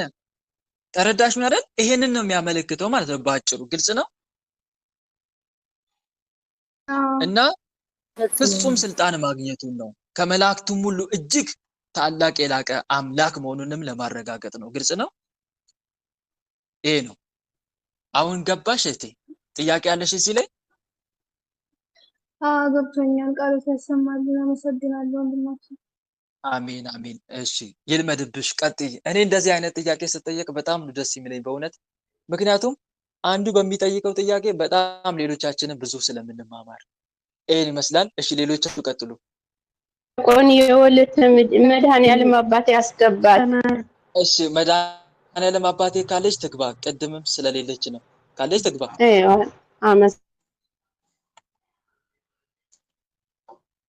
እሺ ፈጠን ብለሽ ግቢ እህቴ ካለሽ። የለችም? ይሄው የለችም እህቴ እንግዲህ። ስለዚህ አዘጋጅተሻት አልመጣሽም ማለት ነው። ወለተ ጻድቃን ግቢ። ግቢ ወለተ ጻድቃን። እሺ ወንድሜ፣ የኔ ጥያቄ በእስራኤል ነው። በመጽሐፍ ቅዱስ እስራኤል ብዙ ጊዜ ተጠቅሰዋል። እስራኤል ማለት የሚካኤል ገብርኤል የሚል ስም የያዘ ነው። እቺ እስራኤል የሚል ቃል ልቺ እስራኤል የምትባል ሀገር ለብቻ ነው ወይስ እንዴት ነው? እሺ እስራኤል የምትባለው ሀገር? አዎ እስራኤል የሚል የመላእክት ስም የያዘ ነው። አሁን በእስራኤል የሚል ለኛ ለኢትዮጵያውያን ሆነ ለሌሎች ሀገሮች ይመለከተናል ወይስ እስራኤል የሚል ቃሉ ለብቻ ለእስራኤላውያን ነው የሚመለከት? መልካም። እሺ እስራኤል የሚለው ቃል በጥሬው የዕብራይስጥ ትርጉሙ ከእግዚአብሔር ጋር የታገለ ያሸነፈ ወይም እግዚአብሔር ይገዛል ማለት ነው። ጥሬ ትርጉሙ ቃል በቃል ማለት ነው። እስራኤል ማለት አንዱ ይሄ ነው። ስለዚህ እዚህ ጋር መረዳት ያለብን መጀመሪያ ለማን ነበረ ይህ ስም የተሰጠው የሚለውን እንመልከት። የያዕቆብ አዲሱ ስም ነበረ። ያዕቆብ የማን ልጅ ነበር? የያዕቆብ አባቱ ማን ነበር? ይስሐቅ ነበረ። ይስሐቅ ሁለት ልጆችን ወለደ፣ ኤሳውና ያዕቆብን ወለደ። ይስሐቅ ደግሞ የአብርሃም ልጅ ነው። ስለዚህ ያዕቆብ ይሄንን ስም እግዚአብሔር አምላክ ነው ያወጣለት። በብሉይ ኪዳን ኦሪት ዘፍጥረት ምዕራፍ 32 ቁጥር 28 ላይ እንደተጠቀሰው የይስሐቅ ልጅ ያዕቆብ ሌሊቱን ሙሉ ከእግዚአብሔር መልአክ ጋር ሲታገል አድሮ በመጨረሻ መልአኩ ከእግዚአብሔርና ከሰው ጋር ታግላልና አሸንፋልና ከእንግዲህ ስምህ እስራኤል ይባል እንጂ ያዕቆብ አይባል ብሎ ስሙን ቀይሮለታል። ስለዚህ እስራኤል አሁንም አንድም ምን ማለት ነው ከተባለ በአማርኛ መዝገበ ቃላት ፍቺ መሰረት ደግሞ ስንመለከተው እስራኤል ማለት ህዝበ እግዚአብሔር፣ የእግዚአብሔር ቤተሰብ፣ የእግዚአብሔር ህዝብ የሚል ትርጉም ይሰጠናል ማለት ነው። ስለዚህ መጀመሪያ ይሄ ለማን ነበር የተሰጠው? በእግዚአብሔር ለሚያምኑ ሰዎች የተሰጠ ስም ነበረ። ስለዚህ ይሄንን ስም ከያዙ በኋላ እስራኤላውያን ተብሎ ተጠሩ። የማን ልጆች? በእግዚአብሔር የሚያምኑ የማን ልጆች? የማን ልጆች? የያዕቆብ ልጆች። ይሄን ስም ያዙ። ከዛ በኋላ መቀጠል ጀመረ። ከዛ ከሄደ በኋላ ህዝቡ ከበዛ በኋላ የሚያምን ተፈጠረ፣ የማያምንም አለ። አሁን ይህ ስም የሚያገለግለው እስከ ክርስቶስ ልደት ድረስ ለእስራኤላውያን በእግዚአብሔር ለሚያምኑ። ባጭሩ ስሙን ራሱ ተረድታችሁ እኮ ለማን እንደሚያስፈልግ እንደሚሰየም ይሄ ስም መረዳት ትችላላችሁ። እስራኤል ማለት የእግዚአብሔር ህዝብ ከሆነ በእግዚአብሔር የማያምኑ ሊጠሩበት ይችላሉ? ሊጠሩበት ይችላሉ? አይጠርበትም ወንድሜ። ስለዚህ በእግዚአብሔር የሚያምን የማን ህዝብ ተብሎ ይጠራል? የእግዚአብሔር ህዝብ ተብሎ ይጠራል። ስለዚህ የእግዚአብሔር ህዝብ ማለት እስራኤል ማለት ደግሞ ምን ማለት ነው? የእግዚአብሔር ህዝብ ማለት ነው። ስለዚህ እህቴ መረዳት ያለብሽ አንዱ ከሃይማኖት አንፃር ነው በዋናነት የሚያተኩረው። እሺ ከስጋ ልደት አንፃር አይደለም። ከስጋ ልደት አንፃርማ ከሆነ አሁን እስራኤላውያን የሚባሉት እስራኤላውያን አይባሉም። ግልጽ ነው አይደለም? ለምሳሌ ክርስቶስ የዮሐንስ ወንጌል ምዕራፍ 8 ላይ እናንተ እኛ የአብርሃም ልጆች ነን ሲሉ እናንተ የአብርሃም ልጆች አይደላችሁም አላላቸው? ከምን አንፃር ነው የአብርሃም ልጆች አይደላችሁም ያላቸው? ከአብርሃም ተወልደዋል ስላላዙ። ስለዚህ በአብርሃም ሃይማኖት አልተጓዙም። ባጭሩ ስላልተጓዙ ይሄ የአብርሃም ልጅነት ተነጠቀባቸው። ስለዚህ በክርስቶስ የማያምን ሁሉ የማን ይሄ ስም ይነጠቀበታል ማለት ነው። እስራኤል የሚለው ስም ይነጠቀበታል ማለት ነው። ስለዚህ አንድ መረዳት ያለብን ነገር ይሄ ነው። በሃይማኖት አብርሃምን የመሰለ ሁሉ በሃይማኖት የአብርሃምን የልጅ ልጅ ያዕቆብን የመሰለ ሁሉ ምን ተብሎ ይጠራል ማለት ነው? ምን ተብሎ ይጠራል? እስራኤል ተብሎ የእግዚአብሔር ይጠራል ማለት ነው። ግልጽ ነው እህቴ? አዎ ግልጽ ነው ወንድሜ። አብዛኛው ጊዜ ሙስሊሞች እናንተ ኦርቶዶክሳውያን ለእስራኤል በጣም ትደግፋላችሁ፣ እስራኤል ደግሞ ሀገር እያጠፋች ነው ብሎ አብዛኛው ጊዜ ጫቃጫቃሉና ለዛ ነው። መልካም። ስለዚህ በዚህ መልኩ ማስረዳት ትችያለሽ። እሺ አመሰግናለሁ። እግዚአብሔር ያክብርልኝ ወንድሜ። እሺ ፍቅርን ወለተ ስላሴ ልጠይቅ። እሺ ወለተ ስላሴ እሺ ቀጥይ። እኔ ነኝ። እሺ እኔ የምጠይቅህ ኦሪት ዘፍጥረት ምዕራፍ 6 ላይ ያለውን የምጠይቅህ ላንብብልህ? ይቻላል። አዎ ጠይቅኝ። እሺ ኦሪት ዘፍጥረት ምዕራፍ ስንት? ምዕራፍ 6 እሺ ወደ አንብቢልኝ። ማገባሉ ቁጥር 6 ላይ እግዚአብሔር ሰውን በምድር ላይ በመፍጠሩ ተጸጸተ፣ በልቡም አዘነ። እግዚአብሔር የፈጠርሁትን ሰው ከምድር ላይ አጠፋለሁ፣ ከሰው እስከ እንስሳ እስከ ተንቀሳቃሽም እስከ ሰማይ ወፍ ድረስ ስለፈጠርኋቸው ተጸጽቻለሁ አለ ይላል። ይሄን አስረዳኝ። መልካም። እሺ መልካም። ዋናው ነጥብ አሁን አንቺ የፈለግሽው እግዚአብሔር ሰውን በምድር ላይ በመፍጠሩ ተጸጸተ በልቡም አዘነ የሚለው ኃይለ ቃል ነው አይደል? ዋናው እዚህ ጋር ይመስለኛል። 7 እና 6 እሺ መልካም። ከቁጥር 6 ላይ ስንመለከት ተጸጸተ አዘነ የሚለውን እንመልከት። ተጸጸተ ማለት ምን ማለት ነው? መጀመሪያ እግዚአብሔር ፍጹም አምላክ በመሆኑ እንደ ሰው ስህተት ሰርቶ ተጸጽቷል ማለት አይደለም፣ አይጸጸትም። አንድምታው ተጸጸተ የሚለውን ፍርዱን ለወጠ ወይም ስራውን አቋረጠ ብሎ ይተረጉመዋል። መጀመሪያ ሰውን በምህረትና በበረከት ሊያኖረው አቅዶ ነበር። በምን ሊያኖረው? በምህረትና በበረከት ሊያኖረው አቅዶ ነበር። ሰው ግን በትዕቢቱና በኃጢአቱ በመጽናቱ እግዚአብሔር ከምሕረት ወደ ፍርድ ወደ ማጥፋት ተመለሰ ማለት ነው። ትርጉሙ ግልጽ ነው። አንዱ ይሄ ነው። አንድም እግዚአብሔር ሰውን በመፍጠሩ ተጸጸተ የሚለው በሰውኛ ቋንቋ ነው የተጻፈው። ይሄ ቃል ለእግዚአብሔር ጸጸት የሚገባው ነው አይደለም። እግዚአብሔር እንደማይጸጸትም ማስረጃ አለ። ለምሳሌ ኦሪት ዘኍልቍ ላይ እግዚአብሔር ይጸጸት ዘንድ ሰው አይደለም ይላል። ኦሪት ዘኍልቍ ነው። አዎ አካባቢ ምዕራፍ ስንት ላይ ነበረ? ስላላስተዋወስኩት ነው እንጂ አለ። እግዚአብሔር እንደ ሰው አይጸጸትም የሚል ቃል አለ። ስለዚህ ለምን ታዲያ እዚህ ጋር ተጸጸተ ተብሎ ተጻፈ ከተባለ በሰውኛ አገላለጽ መጸጸት የሰው ባህሪ አይደለም። አሁን እግዚአብሔር ጆሮ፣ እግሩ፣ እጆቹ ተብሎ ተጽፏል የተጻፈ መጽሐፍ ቅዱስ ላይ ተጽፏል አይደል? አሁን እጅ፣ ጆሮ፣ እግር እንደ ሰው ኖሮት ነው አይደለም። ግን በሰውኛ አገላለጽ ነው፣ ሰው በሚገባው መልኩ ነው። ሰው ስለ ጆሮ ሲወራ ምንን ነው የሚያስተውለው? መስማትን አይደለም? መስማትን ያስተውላል። ሰው ስለ አይን ሲወራለት ምንድነው አይምሮ ላይ የሚመጣው? ማየት አይደለም? በቃ በሰውኛ አገላለጽ ነው። አይኖቹ ሲባል እግዚአብሔር ሁሉን እንደሚያውቅ እንደሚያይ፣ ሁሉን እንደሚሰማ ለማጠየቅ ለመግለጽ እንጂ እንደዛ ኑሮት አይደለም። አሁንም እዚህ ጋር ተጸጸተ ተብሎ የተጻፈውም ቃል እግዚአብሔር ስለሚጸጸት ሳይሆን አይጸጸትም እንጂ ሰው የሰራው ስራ ምን የሚያደርግ ነበረ ለማለት ነው። በቃ ይሄ ነው ትርጉሙ። እግዚአብሔር አይጸጸትም እንጂ የሰው በደል እንደ ስራው ቢሆን ኖሮ የሚያጸጽት ነበረ ለማለት ነው። አንዱ ይሄ ነው። ሌላው ደግሞ በልቡ ማዘነ ይላል። ይህም አምላካዊ ርኅራኄን ያሳያል። እግዚአብሔር ፍጡሩ ሲጠፋ ደስ አይለውም። ትንቢተ ሕዝቅኤል ምዕራፍ 33 ቁጥር 11 ላይ መመልከት ትችላላችሁ። ስለዚህ ማዘኑ የሰው ልጅ ክፉ ሆኖ በመገኘቱና የጥፋት ፍርድ መድረሱ የተገለጠ የአባትነት ሐዘን ነው። ሌላው ደግሞ እዚህ ጋር ቁጥር 7 ላይ ልጠይቅኝ የፈለግሽው ነገር እዚህ ጋር ነው። አሁንም ሁለተኛው የፈጠርኩትን ሰው አጠፋለሁ ካለ በኋላ እንስሳትንና አእዋፍ ለምን አብረው ይጠፋሉ የሚለው ነው አይደል ጥያቄሽ? ወንድሜ እንስሳትና አእዋፍ ለምን አብረው ይጠፋሉ? ከሰው እስከ እንስሳ አጠፋለሁ ይላል።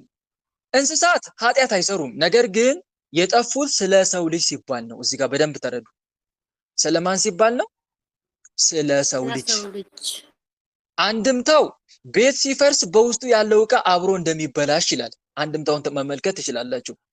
ቤት ሲፈርስ በውስጡ ያለው ዕቃ አብሮ እንደሚበላሽ ሁሉ ዓለምና ፍጥረት ሁሉ የተፈጠሩት ለሰው ልጅ አገልግሎት ነበረ። ለሰው ልጅ አገልግሎት ነው። ጌታው ማን ነው? የፍጥረት ሁሉ ሰው ነው አይደለ? ስለዚህ ጌታው ሰው በጥፋቱ ምክንያት ከምድር ሲወገድ ለእርሱ አገልጋይ የነበሩት ፍጥረታት አብሮ ምን ይላሉ ማለት ነው? ይጠፋሉ። ይህ የሰው ኃጢአት በታችኞቹ ፍጥረታት ላይ ጭምር ጥፋት እንደሚያመጣ ያስገነዝባል። ቆይ አንድ ጥያቄ ልጠይቃችሁ። ልብስ ለብሳችኋል። ሰው ድና አድርጎ በቦክስ ቢመታችሁ ጀርባችሁን ወይም ቢመታችሁ ልብሱም ጭምር አብሮ አይመታ? ልብሱም ጭምር አብሮ ይመታል ማለት ነው። ምክንያቱም አሁን ልብሱ የተፈጠረው ለማን ስለሆነ ዋና አገልግሎቱ ለማን ነው የቆመው? ለኛ ለሰዎች። መጉዳት ማንን መጉዳት ነው? መጉዳት ስለሆነ ነው። አንድ በዛም መረዳት ያለብን ነገር ይሄ ነው። ቆይ ሰውኛ አገላለጽ እንኳን ሰውን ለመጉዳት ሰው ሲፈልግ የሰውየውን ነገር ንብረት አያጠፋም? ያጠፋል። ይይዝበታል አይደል? የሰውየው ያለውን ነገር ይይዝበታል፣ ያጠፋበታል። አሁን የሚጎዳው ማን ነው? ሰውየው አይደለ? የራሱ የሆነው ንብረት እኮ ተበደልኩ የሚለው ንብረቱ ነው ወይ ሰውየው ነው? ተበደልኩ የሚለው ሰውየው ነው። አንድ መረዳት ያለብን ነገር ይሄ ነው። በሌላ ደግሞ ላስረዳችሁ። የሰው በረከት ለእንስሳት አይተርፍም? ለምድሪቱ አይተርፍም? የሰው በረከት ሲሆን በረከት ካለ ለሁሉም ነገር ይተርፋል። ለጎረቤት፣ ለዘመድ፣ ለሰው ሁሉ ይተርፋል። አጠገቡ ላለው ለመሬቷ ራሱ ይተርፋል። በቅዱሳን እኮ ምድር አልተቀደሰችም? ስንት ቅዱሳን ቦታውን አላስጠሩትም? ተጠፋፋን። በጣም ኮራሽ። በዲምስ እኮ ነው ኮራችሁ። ማይካችሁን እየዘጋችሁ በአንድ ቅዱስ በዛ ቦታ በመጸለዩ ያቺ ቦታ አልከበረችም? የሰው ቅድስናው ቦታንም ጭምር ያከብራል አይደል? ያለውን ሁሉ ያከብራል። ቅዱስ ጳውሎስ ልብሱ ድውያንን አልፈወሰም? ድውያኑን ይፈውስ ነበረ የልብሱ ቁራጭ። ተመልከቱ፣ የሰው ጽድቁ ለፍጥረት ሁሉ ለተፈጠረው ነገር ሁሉ በረከቱ ጭምር እንደሚተርፈው ሁሉ የሰው መርገሙ ለምን ይተርፋል ማለት ነው? የሰው መርገሙ ለፍጥረቱም ለሌላውም ለፍጥረት ይተርፋል ማለት ነው። ይሄንን ለማስተማር ነው አንድም። ስለዚህ መረዳት ያለብን ነገር ይሄ ነው። ቁጥር 8 ላይ እሱን ልንገራችሁ። በትውልዱ ጻድቅ ፍጹምም ነበር ይላል። ኖህ በትውልዱ ጻድቅ ፍጹም ነበረ። ዓለም ሁሉ በኃጢአት በበሰበሰችበትና የቃየል ልጆች የሰዎች ሴት ልጆች እና የሴት ልጆች ማለትም የእግዚአብሔር ልጆች ይላቸዋል መጽሐፍ፣ የሴት ልጆች ናቸው ተደባልቀው በረከሱበት ዘመን ኖህ ግን ራሱን ጠብቆ መኖሩን ለማመልከት ነው። ዞሮ ዞሮ ጥያቄው እንደተመለሰልሽ ተስፋ አደርጋለሁ እህቴ። በደንብ ተመልሶልኛል ወንድሜ፣ ጸጋን ያብዛልህ። አሁን ገብቶኛል። አሜን አሜን እታለም። እሺ ሌሎቻችሁ ጠይቅ ወንድሜ። ቤኪ ወለተ ኪዳን እንጠይቅ። ወለተ ኪዳን። እሺ እሺ ቃል ሕይወት ቃለ በረከት ያሰማሙ። እኔም የመጽሐፍ ቅዱስ ጥያቄ ነው ያለኝና ኦሪት ዘፍጥረት ምዕራፍ 19 ከ32 እስከ ኦሪት ስንት? 38 ያለው ዘፍጥረት ኦሪት ምዕራፍ ዘፍጥረት 19 እሺ 19 አዎ እሺ ቁጥር ስንት? ቁጥር 32 እስከ 38 እሺ ነዩ አባታችንንም የወይን ጠጅ እናጠጣውና ከእርሱ ጋር እንተኛ፣ ከአባታችን ጋር እናስቀር። በዚያችም ሌሊት አባታቸውን የወይን ጠጅ አጠጡት። ታላቂቱም ገባች፣ ከአባቷም ጋር ተኛች። እርሱ ምን ስትተኛና ስትነሳ አላወቀም። በነጋውም ታላቂቱ ታናሽቱን አለቻት፣ እነሆ ትናንት ከአባቴ ጋር ተኛሁ፣ ዛሬ ሌሊት ደግሞ የወይን ጠጅ እናጠጣው። አንቺም ግቢና ከእርሱ ጋር ተኚ፣ ከአባታችን ዘር እናት ጋር። አባታቸውን በዚያች ሌሊት ደግሞ የወይን ጠጅ አጠጡት። ታናሽቱም ገብታ ከእርሱ ጋር ተኛች። እርሱም ስትተኛ ስትነሳ አላወቀም። የሎጡም ሁለቱ ሴቶች ልጆች አባታቸውን ጸነሱ። ታላቂቱ ወንድ ልጅ ወለደች፣ ስሙንም ሞዓብ ብላ ጠራችው። እርሱም እስከ ዛሬ የሞዓብያን አባት ነው። ታናሽቱ ደግሞ ወንድ ልጅ ወለደች፣ ስሙንም የወገኔ ልጅ ስትል አሞን ብላ ጠራችው። እርሱም እስከ ዛሬ የአሞናውያን አባት ነው። ከላዩ እንደሚለን እዚህ እንትኑ ከተማው ላይ ወንድ ስላጡ ነው ከአባታቸው ዝሙት ፈጽመው የወለዱት ወይስ ከምን አንጻር ነው? ይሄ ጥያቄ መልካም። እሺ ምድሪቷ ስለተገለበጠች ማለት ነው ከላይ እንደሚገልጽልን። እሺ ማይካችሁን ሌሎቻችሁ ዝጉ ፕሊስ እባካችሁን። ማይካችሁን እየዘጋችሁ አዳምጡ። ስታንኮሻኩሹ ይረብሻል። መልካም። ስለዚህ ከአባታቸው ነው ወይ የጸነሱት ነው አይደል ዋናው ጥያቄሽ? ለምንድነው የጸነሱ? ወንድ ስላለቀ ነው? በዚህ ምድሪቱ ስለተገለበጠች ነው ወይስ ከምን አንጻር ነው ከአባታቸው የጸነሱት የወለዱት? መልካም ጎበዝ። እሺ እስቲ አብረን እንመልከተው። ይህ ጥቅስ የሎጥ ልጆች አባታቸውን የወይን ጠጅ አጠጥተው ከእርሱ ጋር ስለመተኛታቸውና የሞዓብና የአሞን ወገኖች ስለመገኘታቸው ይናገራል። ይሄ ዋናው ጥቅሱ። ስለዚህ በኦርቶዶክሳዊ አንድምታ ትርጓሜ መሰረት እስቲ አንድ ባንድ እንመልከታቸው። በነገራችን ላይ አሞንና ሞዓብ የተባሉ በጣም ታላላቅ ህዝቦች ነበሩ። ለእስራኤል እድሜ ልክ ፈተና የሆኑ ህዝቦች ናቸው። በነገራችን ላይ ማንና ማን? ሞዓብና አሞን። አዎ በጣም ፈተና እድሜ ልክ ለእስራኤላውያን በጣም ፈተና የሆኑ ህዝቦች ናቸው አሞንና ሞዓብ። ግን አንዲት በጣም የተባረከች ቅድስት ወጣለች ከሞዓብ። ማናት? እስቲ ጎበዝ ሚነግረኝ። ሞዓባዊቷ የምትባለው ማናት? እስቲ ንገሩኝ። ሩት ጎሽ ቃሎት ያሰማል። ሩት ነበረች። እሷ ከሞዓብ ነበር የወጣችው። ግን በጣም እጅግ ክፉዎች ነበሩ። ጣዖት አምላኪያን ነበሩ። ሰው አርደው ለአጋንንት ይገብሩ ነበር።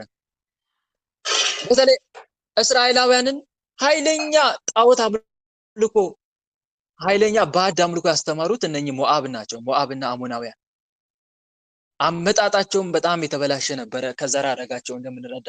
ስለዚህ ስለነኚህ ሁለት ነገሮች ወይም አገራት አፈጣጠር ነው ይሄ ታሪክ የሚነግረን ማለት ነው ባጭሩ። ከመጀመሪያም በኃጢአት የተጸነሱ ትውልድ ነበሩ እነኚህ ሁለቱ ሞዓብና አሞን። እስቲ አንደኛ እዚህ ጋር መረዳት ያለብን ነገር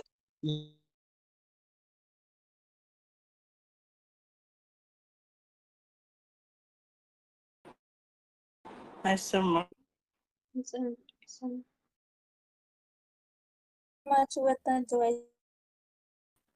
ጠብቁት ቆይ ይመጣል።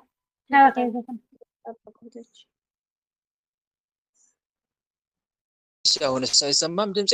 አሁን ይሰማል። መልካም። ይኸውላችሁ እዚህ ጋር መደም መረዳት ያለባችሁ ነገር የልጆቹ ሐሳብና ዓላማ የቅንነት እንጂ የዝሙት አይደለም። የቅንነት እንጂ የምን አይደለም? ይሄ ነገር እንዴት ተፈጠረ?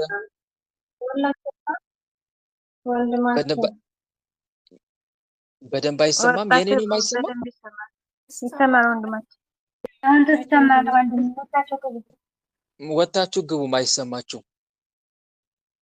ይሄ ነገር እንዴት ተፈጠረ ከተባለ የቅንነት እንጂ የዝሙት ሐሳብ አይደለም በልጆቹ ያለው። ሎጥ 2 ልጆች ነበሩት። ፍቅረ ቢጽ ወይም የዘር መተካት ጉጉት ነው።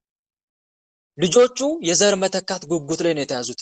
ልጆቹ ይህን ያደረጉት በስጋዊ ፍላጎት ወይም በፍትወት ተነሳስተው እንዳልሆነ አንድምታው ራሱ ያስረዳል።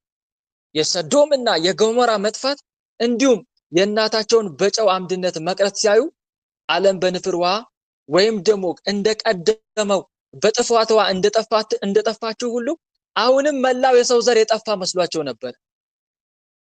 መላው የሰው ዘር የጠፋ መስሏቸው ነበር። ያኔ ሰዶምና ገሞራ በእሳት ጂን ሲነዱ ማለት ነው። በምድርም ሁሉ እንዳለው ልማድ ሊገናኝን የሚችል ሰው ከምድር ላይ የለም። እንደዛ አይደል የሚለው እህት ወንድሞች? በምድርም ሁሉ እንዳለው ልማድ ሊገናኝን፣ ምድር ሁሉ ሲሉ አስቡት፣ ሰው የጠፋ መስሏቸዋል። ሊገናኝን የሚችል ሰው ከምድር ላይ የለም እንዳሉ አንዱ ዋና ዓላማው ይሄ ነው። ሌላው የዘር መቋረጥ ስጋት፣ ይሄም ዓላማቸው ነበር። የዘር መቋረጥ ስጋት ዓላማቸው የሰው ዘር ከምድር እንዳይጠፋ፣ የአባታቸው ስም እንዳይደመሰስ ለማድረግ ብቻ የነበረ በመሆኑ ድርጊታቸው ከኃጢአት ፍላጎት ይልቅ በየዋህነትና በድንቁርና የተደረገ እንደሆነ ይተረጎማል። አንድ መረዳት ያለብን ነገር ነው። ሌላው ሁለተኛ የሎጥ አለማወቅ፣ የሎጥ አለማወቅና ከኃጢአት ንጹህ መሆንን እንረዳበታለን ከዚህ ርዕስ። ስትተኛ ስትነሳ አላወቀም ይላል መጽሐፉ። መጽሐፍ ቅዱስ ሎጥ ድርጊቱን በፍጹም እንዳላወቀ በግልጽ ይናገራል። ልጆቹ ሆን ብለው የወይን ጠጅ አብዝተው ያጠጡት አይምሮ እንዲሰወርና ሐሳባቸውን እንዳይቃወም ነው። ሌላው የንጽህና ምስክርነት፣ ሎጥ ፈቅዶና አውቆ ባለማድረጉ ቅዱስ ጴጥሮስ በደብዳቤው ጻድቅ ሎጥ ብሎ የጠራው ስም አልተለወጠም። ጻድቁ ሎጥ ብሎ ነው የጠራው። ኃጢአት የሚሆነው አይምሮ ያወቀና ፈቃድ ሲታከልበት በመሆኑ ሎጥ ከዚህ በደል ነፃ እንደሆነ ሊቃውንቱ ይስማማሉ። ይሄ የሊቃውንቱ ስምምነት ነው በነገራችን ላይ እንጂ እኛ የምንፈርጀው ነገር ሆኖ አይደለም ልላችሁ ፈልጌ ነው።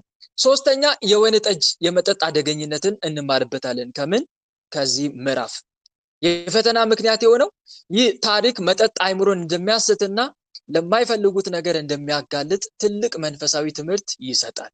ሎጥ በሰዶም ከተማ በነበረው የዝሙትና የክፋት ማዕበል መካከል ንጽህናውን ጠብቆ የኖረ ቢሆንም በዋሻ ውስጥ ግን በወይን ጠጅ ምክንያት አይምሮን ስቶ ለዚህ የኃጢአት ድርጊት ተጋልጧል።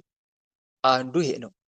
ሌላው አራተኛ ደግሞ የምንማረው ከዚህ ምዕራፍ ምንድነው? የልጆቹ ስያሜና ትውልድ የታሪክ አንድምታው። ታላቂቱ ሞዓብ አለችው። ትርጉሙ ከአባት የተገኘ ማለት ነው። ሳታፍር ይለዋል አንድምታው ላይ። ሳትፈራ ሳታፍር ከአባት የተገኘ ስትለው ማን አለችው? ማን አለችው? ሞዓብ ማለት ከአባት የተገኘ ዘር ማለት ነው ትርጉሙ ራሱ። ይህ ስም ልጆቹ ያደረጉትን ነገር በሚስጥር ለመሸሸግ እንዳልሞክሩና ዓላማቸው የአባታቸውን ዘር መተካት ብቻ እንደነበር በግልጽ ማመናቸውን ያሳያል። የሞዓባውያን አባት ሆነ ይላል። ታናሺቱ ደግሞ አሞን አለችው ወይም ቤንአሚ ወይም አሞን አለችው። ትርጉሙ የወገኔ ልጅ ማለት ነው። እቺ ደበቅ አድርገዋለች አይደል? ትንሽ አሞን ስትለው የወገኔ ልጅ ማለት ሲሆን እርሱም የአሞናውያን አባት ሆነ ማለት ነው። ግን እዚህ ጋር ምንድነው ዓላማው? እኛ የምንማረው ከዚህ ምንድነው ከተባለ ትንቢታዊ ሚስጥራዊ ትርጓሜ ያለው እዚህ ጋር ትንቢታዊና ሚስጥራዊ ትርጓሜ ከክርስቶስ ልደት ጋር። ሩት ምንድናት ብያቻለሁ ቅድም? ሞዓባዊ። ሩት ሞዓባዊት ናት። ከታላቂቱ ልጅ የተወለዱት ሞዓባውያን ምንም እንኳ በኋላ ላይ ከእስራኤል ጋር ጠላት ቢሆኑም ከመካከላቸው ግን ሩት ሞዓባዊት ተገኝታለች። ሩት ወደ እስራኤል አምላክ በመጠጋቷ አንድም በሃይማኖት የእስራኤልን እምነት በመቀበሏ የጌታችን የኢየሱስ ክርስቶስ የሥጋ ሐረግ ቅድመ አያት ለመሆን በቅታለች። ማን? ሩት። ታዲያ ይሄ ምን ያሳያል? ለኛ ምንድነው ትምህርቱ ከተባለ ይህ የሚያሳየው እግዚአብሔር ሰብአዊ ውድቀትንና ስህተትን እንኳን ሳይቀር አርሞ ለታላቅ የማዳን ዓላማና ለበረከት እንደሚጠቀምበት እንማራለን። አንድም እስራኤላውያን ሕዝብ ነበር የሚባሉት ሌሎቹስ አሕዛብ ህዝብና አሕዛብን አንድ ያደረገ እሱንም እንማርበታለን ለማለት ነው። ይሄን ይመስላል። ግልጽ ነው እህቴ? ተመለሰልሽ ወለተ ኪዳን? እሺ ሌላ ጥያቄ እንክፋ። ሌሎች ሰዓታችንን እንጠቀም። ወለተ ተነሱ ማለት ነው ልጆቹ አሁን ወለተ ተነሱ። አዎ መጀመሪያ እንደዛ ነበር። አሁን ግን በክርስትና እንደዛ የሚባል ነገር የለም። ሁላችንም በክርስቶስ ከተጠመቀን ድረስ ምንድነው እንደ አዲስ ፍጥረት ነው። እሺ እንደ ምንድነው? እንደ አዲስ ሰው ከምንም ነገር ከየትኛውም ብሔር ሊወለድ ከየትኛውም ዘር ሊፈጠር ይችላል። ሲጠመቅ ግን ምን አይነት አካል ይዞ ነው የሚነሳው? ሲጠመቅ አዲስ ማንነት ይዞ ነው። ቅዱስ ጳውሎስ ሁለተኛ ቆሮንቶስ ምዕራፍ 5 ቁጥር 17 ላይ አሮጌው ነገር አልፏል ነው ሁሉም አዲስ ሆኗል። ሰው ሲጠመቅ በነገራችን ላይ 3 ጊዜ ብቅ ጥልቅ አይልም? ብቅ ጥልቅ ይላል አይደል? ይላል። አሮጌው ሰውነታችን ከማን ጋር እንደመቀበሩ ለማሳየት ነው። ማንነታችን ተቀበረ። አሮጌው ሰውነታችን አዲስ ሰውነት ነው ይዘን እየተነሳን ያለነው። ሰው ሲቀበር የ40ና ማን ነው ሰው ሲጠመቅ የ40ና የ80 ቀን ሕፃን ሆኖ ተደርጎ ነው የሚታየው። እና ይሄ ትልቅ እንትን ነው ለማለት ሚስጥር ነው ለማለት ፈልጌ ነው። ይሄን ይመስላል። እሺ ቀጥይ።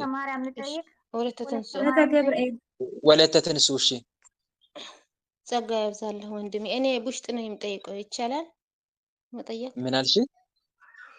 ቡሽጥ ነው ፈልጊ በውስጥ ለማለት እሺ መጠየቅ ማለት ነው።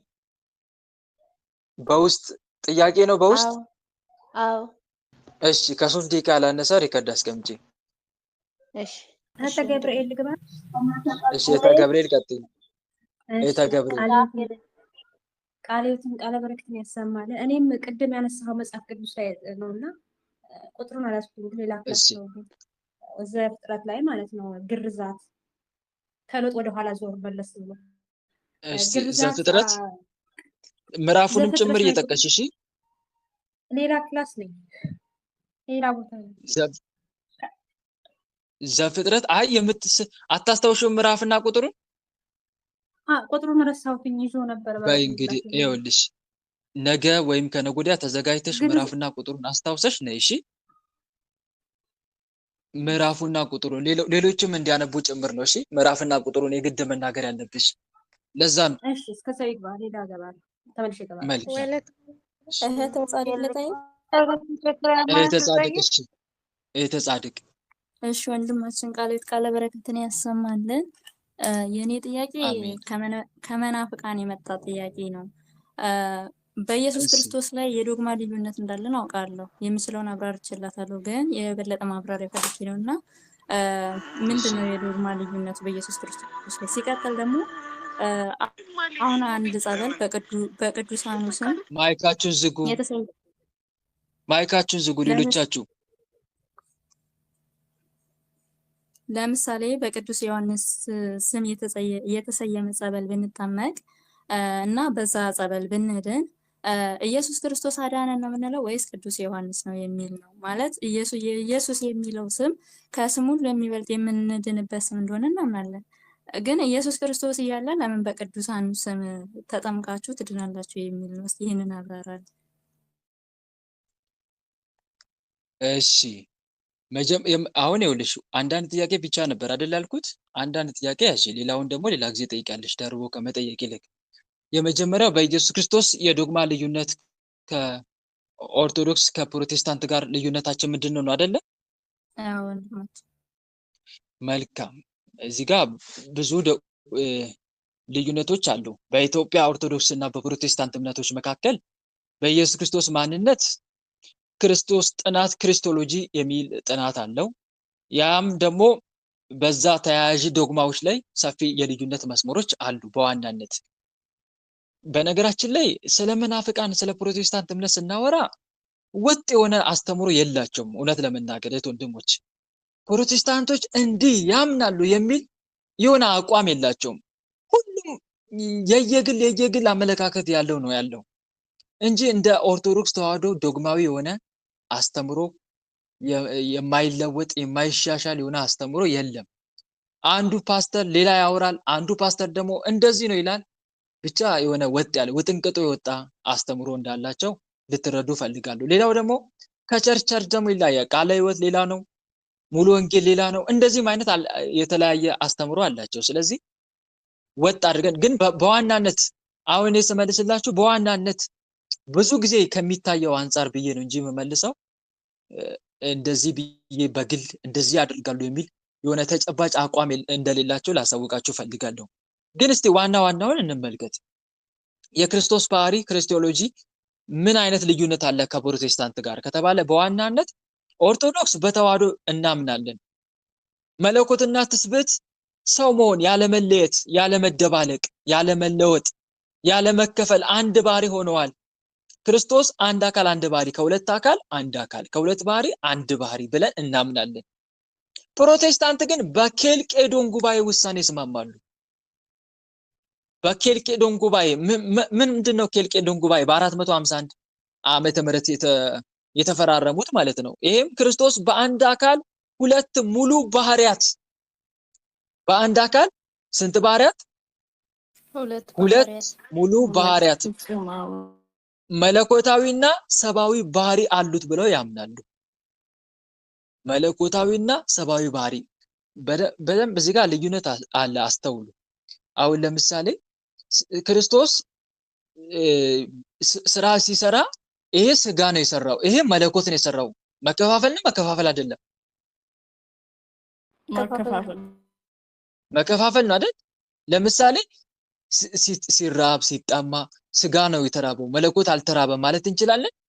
እንደ ተዋህዶ እንደ ኦርቶዶክስ አስተምሮ አንችልም። ይሄ ስጋ ነው የተራበው መለኮት አልተራበም እንደዛ ብላችሁ ነው እንደ እናንተ የምታምኑት ወይም የምታውቁት ዕውቀታችሁ? እንደዛ ያ መለኮት በስጋ አይደል? ምን ነው እኛ በስጋ አሁን ለምሳሌ መለኮት ሞተ ብለን አናምንም? እናምናለን። ግን በምን? በባህሪ አይደለም። በምን? በስጋ። በስጋ መለኮት ምንን ገንዘብ አደረገ? ሞትን። መለኮት በስጋ ተራበ፣ መለኮት በስጋ ተጠማ፣ መለኮት በስጋ ተሰቀለ፣ ታረዘ፣ በመስቀል ላይ እርቃኑን ተሰቀለ። እንደዚህ እያለን እንላለን። ግን ለይተን አንናገርም። ምክንያቱም ፍጹም ምን ስለሆነ? ተዋህዶ ስለሆነ። ተዋህዶ አለ። ከሁለት አካል አንድ አካል፣ ከሁለት ባህሪ አንድ ባህሪ። ይሄ ስጋ ነው፣ ይሄ መለኮት ነው እያለን አንከፋፍልም ልላችሁ ፈልጌ ነው። ይሄ የኬልቄዶን ጉባኤ ግን ክርስቶስን ወደ ሁለት ባህሪ ከፋፈሏል ያልኳችሁ አንዱ ይሄ ነው። አሁን ለምሳሌ ሁለት ባህሪ ከሆነ ስጋ ነው የተራበው መለኮት አልተራበም ካልን፣ ስጋ ነው መከራ የተቀበለው መለኮት መከራ አልተቀበለም ከተባለ ፍጥረት ድኗል ማለት እንችላለን? ለምን? ለምን? መለኮት ካልተዋህደው ማን ያድነዋል? በትክክል። ባጭሩ የምንመገበው ስጋ የምን ስጋ ነው እያልን? የአምላክ ስጋ ሳይሆን የምን? የፍጡር ስጋ ነው። ያድናል? የፍጡር መስዋዕትነት የፍጡር ዋጋ መክፈል ያድናል? ፍጥረትን አያድንም። ስለዚህ አንድ መረዳት ያለብን ነገር ይሄ ነው። ስለዚህ ይሄ ነገር አለ በመናፍቃን በፕሮቴስታንቶች ክርስቶስን በሁለት ባህሪ ማየት አንድ መረዳት ያለብን ነገር ይሄ ነው።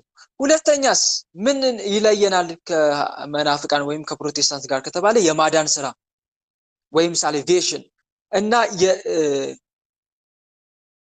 እዚህ ጋር መረዳት ያለብን ኦርቶዶክስ ክርስቶስ ሰውን ለማዳን ሰው ሆነ፣ መለኮታዊ ባህሪ ተካፋይ ማድረግ ድነት በክርስቶስ ደም በደካማ እምነት ብቻ ሳይሆን በበጎ ስራና በሚስጥራተ ቤተክርስቲያን ጭምር ይፈጸማል ብላ ታምናለች ቤተክርስቲያን።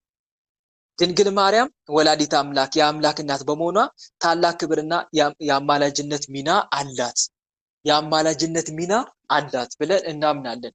ፕሮቴስታንትስ ድነት በእምነት ብቻ። በምን ብቻ? ብዙ ጊዜ ደግሞ ይሄ ነው አይደል የሚታየው?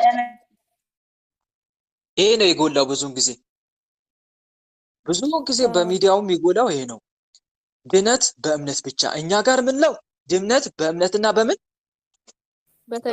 በምግባር ማስታወሻ ለምሳሌ ከስራ የተለየ እምነት የሞተ እንደሆነ ሁሉ ማን ነው ከስራ ከነፍስ የተለየ ስጋ የሞተ እንደሆነ ሁሉ ከስራ የተለየ እምነት ምንድነው? የሞተ እምነት ደግሞ ያድናል አያድንም። ስለዚህ ለመዳን እምነት ብቻ ወይስ እምነትና ምግባር? እምነትና ምግባር። ተረዳችሁኝ አይደለ? ይሄ ዋናው የፕሮቴስታንት መለያችን አንዱ ይሄ ነው። እነሱ ከምን ጋር ያገናኙታል መስላችሁ? ክርስቶስ ከፍሎልኛል፣ ዋጋ ከፍሎልኛል። እኔ የትኛውን ስራ ጾሜ ነው ምድነው? እኔ የትኛውን ስግደት ሰግጄ ነው ምድነው? እኔ የትኛውን የተራበ አብልቼ በምን ጽድቄ? ከክርስቶስ ጋር የክርስቶስን የድነት ስራ ከኔ ምግባር ጋር አላወዳድርም አይነት ነገር አላቸው። እኛ ግን አወዳድርን እንዴ?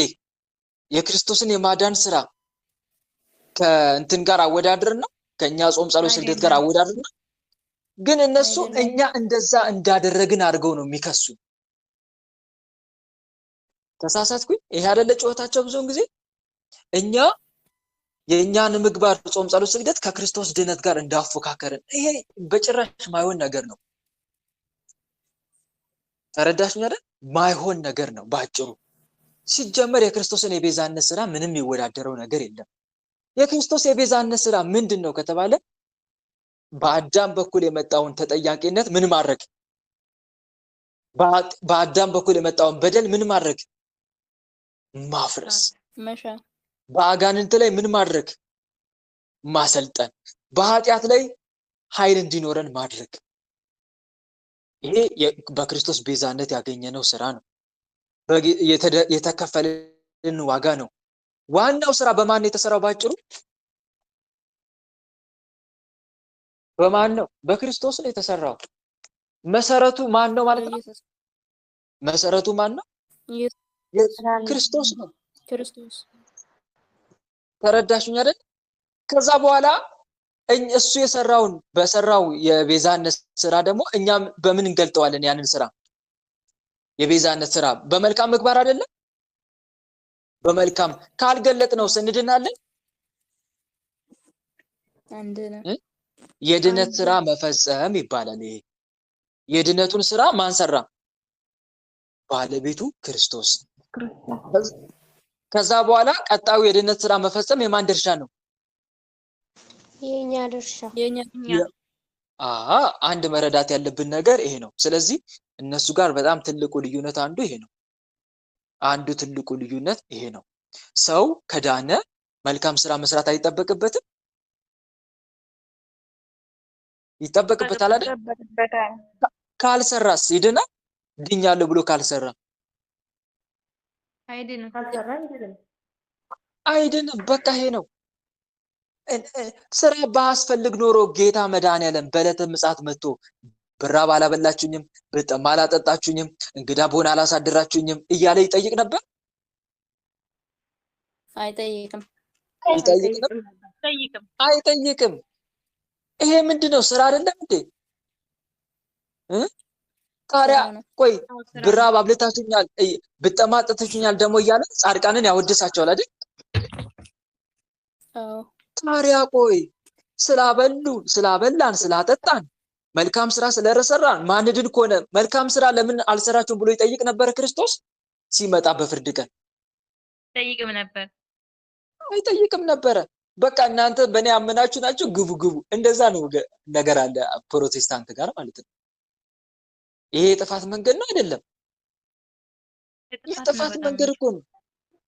ዲያብሎስ በቀላሉ ነው ጎትቶ የወሰዳቸው። እምነት እያሰኘ እምነት ብቻ እያሰኘ ጎትቶ ወደ ጥፋት ዓለም ወስዷቸዋል። ባጭሩ ከጸሎት፣ ከጾም፣ ከስግደት፣ ከመንፈሳዊ ህይወት ተግባራት በሙሉ እንዲርቁ ነው የሚያደርጋቸው ማለት ነው። ስጋ ወደሙ ደግሞ በተለይ በትልቁ ነገር ሚስጥራተ ቤተክርስቲያን ብያቸዋለሁ ቅድም። በሚስጥራተ ቤተክርስቲያን ጭምር እኛ ጋር ይፈጸማል ድነት በክርስቶስ ደም በደካማ እምነት ብቻ ሳይሆን በበጎ ስራና በሚስጥራተ ቤተክርስቲያን። ሚስጥራተ ቤተክርስቲያን ውስጥ ደግሞ ምን አለ? አንደኛ መጠመቅ ያስፈልጋል አስፈልግም? ሰው ካመነ በኋላ ምን ይሆናል? ካመነ በኋላ ይጠመቃል። ካልተጠመቀ ይድናል? አይድንም። ይሄ የማን ቃል ነው? የክርስቶስ ቃል አይደል? ሰው ከዋና ከመንፈስ ካልተወለደ ወደ እግዚአብሔር መንግስት ሊገባ አይችልም። አሁን እነሱ እንጠመቃለን ቢሉ እንኳን የሆነ በቃ ለመዳናችን ምስክር ማረጋገጫ ወይም ምልክት እንደዛ አድርገው ይናገራሉ። ግን ይሄ እንደ መዳኛ አድርገው ግን አይወስዱትም። ጥምቀትን እንደ መዳኛ መስፈርት ግን አድርገው አይወስዱትም። አንድ እዚህ ጋር ልዩነታችን በደንብ እንድታተኩሩ ነው። ስለዚህ እኛ ግን ቤተክርስቲያን ለመዳን መጀመሪያ ማመን፣ ቀጥሎ ምን ትላለች ቤተክርስቲያን? መጠመቅ። ያመነ የተጠመቀ ምን ይላል? ይድናል። ይሄን ይዛ መጠመቅ ግድ ነው ትላለች ቤተክርስቲያን። እሺ ሶስተኛስ? ከጥምቀት በኋላ አንድ ሰው ክርስትና ከተነሳ በኋላ ወደ ምንድን ነው የሚሄደው? ልክ እንደተጠመቀ ወደ ስጋ ወደሙ። ይሄም የክርስቶስን ቃል ይዛ ነው። ስጋዬን ደሜን ካልበላችሁ ካልጠጣችሁ በራሳችሁ ምን የላችሁ? ህይወት የላችሁ። ስለዚህ ይሄን ምስጢር መካፈል ግድ ይላል ለመዳን። ማመን፣ ከዛ መጠመቅ፣ ከዛ ስጋ ወደሙን መቀበል። እነኚህ ነገሮች ግዴታ ይፈጸማሉ። ከዛስ በተደጋጋሚ ኃጢአት ልንሰራ እንችላለን አይደለ? ይሄንንም አድርገን ከዛ በምን እንመለሳለን? ኃጢአት እንሰራ በንስሐ። ይሄም ምስጢራተ ቤተክርስቲያን እኮ ነው። ምስጢረ ንስሐ ከሰባቱ ምስጢራተ ቤተክርስቲያን አንዱ ነው። እነኚህ ያስፈልጋሉ ትላለች። መናፍቃን ጋር ግን የለም፣ ፕሮቴስታንት ጋር ግን የለም። ይሄ በራሳቸው ብቻ ነው ሁሉንም የሚተረጉሙት ማለት ነው። ይሄ ዋና ልዩነታችንን በደንብ እንድታስተውሉ እፈልጋለሁ። ሌላው ፕሮቴስታንት ድነት በእምነት ብቻ ሶላ ፊዴ፣ ወይም ሌላው ደግሞ በጸጋ ብቻ በክርስቶስ መስቀል ላይ በተሰራው የማዳን ስራ ብቻ ይገኛል። ድንግል ማርያም የክርስቶስ ስጋዊ እናት ብቻ ናት፣ አታማልድም፣ ክብርም አይሰጣትም የሚል አስተምሮ አላቸው። ግን ዮሐንስ ራእይ ምዕራፍ 12 ላይ ስለእመቤታችን ክብር ፀሐይን ተጎናጽፋ ጨረቃን ተጫምታ ብሎ ስለማን ክብር ነው የሚናገረው? ስለእመቤታችን ክብር ነው የሚናገረው። እንዴ ቆይ አራ አንድ ነገር አለ። ገና እመቤታችን በጸነሰች ጊዜ ጌታን ምን ነበር ኤልሳቤጥ ያለችው? ምን ነበር ያለችው? የጌታዬ እናት ወደ እኔ ትመጣ ዘንድ እንዴት ይሆንልኛል? ይሄ ምን ያክል ክብር እንዳላት አያሳይም? የማን እናት በመሆኗ? የጌታ እናት። ታዲያ ለእሷ ክብር ያልተሰጠ ለማን ነው ክብር የሚሰጠው? ከፈጣሪ በታች። አንድ መረዳት ያለብን ነገር ይህ ነው። እንኳን ለመብርሃን ጌታ ለጊዜው ለተቀመጠባት አህያ ምን ያክል ክብር ነበር የተሰጣት? ምንጣፉን እየረገጠ የነበረው ማን ነው? ጌታ ነው ወይስ አህያይቱ? ማንን ስለያዘች? ለቅጽበት አህያዋን የተሸከመች ማን ነው? ጌታን የተሸከመች አህያ ያንን ያክል ክብር ምንጣፉን የመርገጥ ክብር ካገኘች እንዴት ነው ጌታን የወለደችለት ዘላለማዊ ክብር ማይገባት? አንድ መረዳት ያለብን ነገር ይሄ ነው። ሌላው ደግሞ በምልጃ በኩል እንኳን መብርሃን ቅዱሳን ሁሉ ያማልዳሉ። የታወቀ ነው። በነገራችን ላይ ምልጃ ላይም ትልቅ ልዩነት አለ። አማላጅነትና አስታራቂነት ላይም እኛ ጋርም እና ከነሱ ጋር ትልቅ ልዩነት አለ። ኦርቶዶክስ ክርስቶስ ብቸኛ የባህሪ አስታራቂ በሞቱ ሰውንና እግዚአብሔርን ያስታረቀ ነው። ነገር ግን ቅዱሳን መላእክትና ድንግል ማርያም በጸሎት ያማልዳሉ፣ የጸጋ አማላጅነት አላቸው ብለን እናምናለን። ያማልዳሉ፣ ያስታርቃሉ። የመጀመሪያው ሰው ከእግዚአብሔር ጋር የተጣላውን እርቅ ያፈረሰው ማን ነው? ጥሉን ያፈረሰው ማን ነው? እርቅ የፈጸመው በሞቱ በደሙ ክርስቶስ። አንዴ የዘላለም እርቅ መሰረተና በሰማያት በግርማው ቀኝ ተቀመጠ ትላለች ቤተክርስቲያን። ከዚህ በኋላ የማስታረቅን ስራ ለማን ሰጠ ነው የምትለው ቤተክርስቲያን? የማስታረቅ ስራ ለማን ሰጠ? ለቅዱስ አባቶች ለቅዱሳን ለቅዱሳን ጻድቃን እንደ በምሳሌ ትልቁን ምሽግ አፍርሶ ሌሎች ሰራዊቶች አብረው እንደሚከተሉ የለም። ከዛ በኋላ ዋናውን ትልቁን ምሽግ የሚያፈርሰው ማን ነው? ልክ እንደዛ ማለት ነው። አንድ መረዳት ያለብን ነገር ነው። ማስረጃ አለህ ወይስ ዝም ብለህ ከራስህ ፈጥረህ ነው የምታወራው? ይሁሉ ካላችሁ አለ። ሁለተኛ ቆሮንቶስ ምዕራፍ 5 ቁጥር 19 ላይ ስትመለከቱ በእኛም የማስታረቅ ቃል አኖረ ይላል። በእኛ ምን አኖረ? የማስታረቅ ቃል አኖረ። ከእግዚአብሔር ጋር ታረቁ ብለን ስለ ክርስቶስ ምን እንላለን አለ ቅዱስ ጳውሎስ? እንለምናለን። ስለዚህ ማማለድ የማን ስራ ነው ማለት ነው? ከዚህ በኋላ የቅዱሳን ስራ ነው። ከመቤታችን ጀምሮ ያሉት በታች ከታች በሉ ጀምሮ ያሉት እንዳለ የነሱ ስራ ነው ማለት ነው። አንድ መረዳት። ታዲያ ክርስቶስ አሁን ያማልዳል? አያማልድም። ማስረጃ አለክ? አዎ። ዮሐንስ ወንጌል ምዕራፍ 16 ቁጥር 26 ላይ በዚያን ቀን በስሜ ትለምናላችሁ እኔም ስለእናንተ አብን እንድለምን የምላችሁ አይደለሁም። እኔ በኋላ የምልጃን ስራ አልሰራም እናንተ መናፍቃን እንደሚሉት ማለት ነው። ምን የምላችሁ አይደለሁም እናንተ ስለወደዳችሁኝ ማለት በእኔ ስላመናችሁ ማመናችሁ፣ እኔ የእግዚአብሔር ልጅ መሆኔን ማመናችሁ፣ አንድም የቤዛነት ስራ መስራቴን በማመናችሁ ስለወደዳችሁኝ ከእግዚአብሔር ዘንድ እንደወጣው ስላመናችሁ፣ አንድም በአባቴ ፈቃድ መምጣቴን ከእግዚአብሔር ዘንድ ወጣው ሲል የሚለው ቃል ሲተረጎም በአባቴ ፈቃድ፣ በራሴ ፈቃድ፣ በመንፈስ ቅዱስ ፈቃድ መምጣቴን በማመናችሁ፣ አንድም የማን የባህሪ ልጅ መሆኔን በማመናችሁ፣ የአብ የባህሪ ልጅ መሆኔን በማመናችሁ ከእግዚአብሔር ዘንድ ወጣው ስላመናችሁ አብ እርሱ ራሱ ይወዳችኋል። ይወዳችኋል ምን ማለት ነው? አንድም ያውቃችኋል፣ አንድም ያከብራችኋል፣ አንድም ይሰማችኋል። እንደዛ ተብሎ ይተረጎማል ማለት ነው። ግልጽ ነው አይደለ? ስለዚህ ክርስቶስ በሰማያት በግርማው ቀኝ ተቀምጧል። ዕብራውያን ምዕራፍ 1 ቁጥር 3 ላይ የአምላክነትን ስራ እንጂ የምን ስራ ለመስራት አይደለም የተቀመጠው። የምልጃ ስራ ለመስራት አይደለም። ግልጽ ነው። አንዴ ግን የፈጸመው የምልጃ ስራ ወይም አንድ የፈጸመው የቤዛነት ስራ ሁልጊዜ ፍጥረትን ምን ሲያደርግ ይኖራል?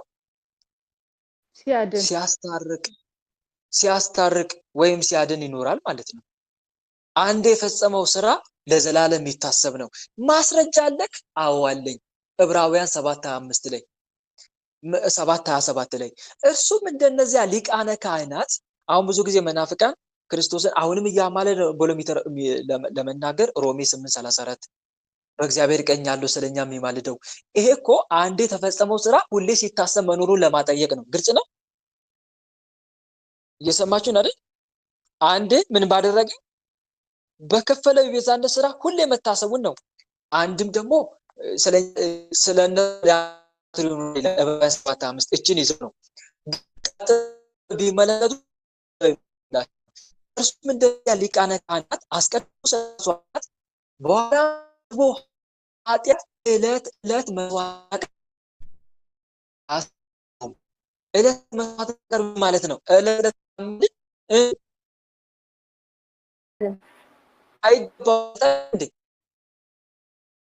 የምልጃን ስራ ሊሰራ አይገባውም።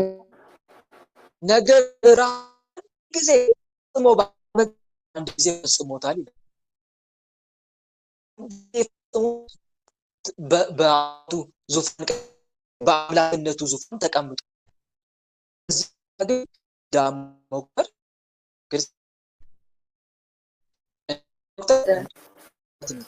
እንደ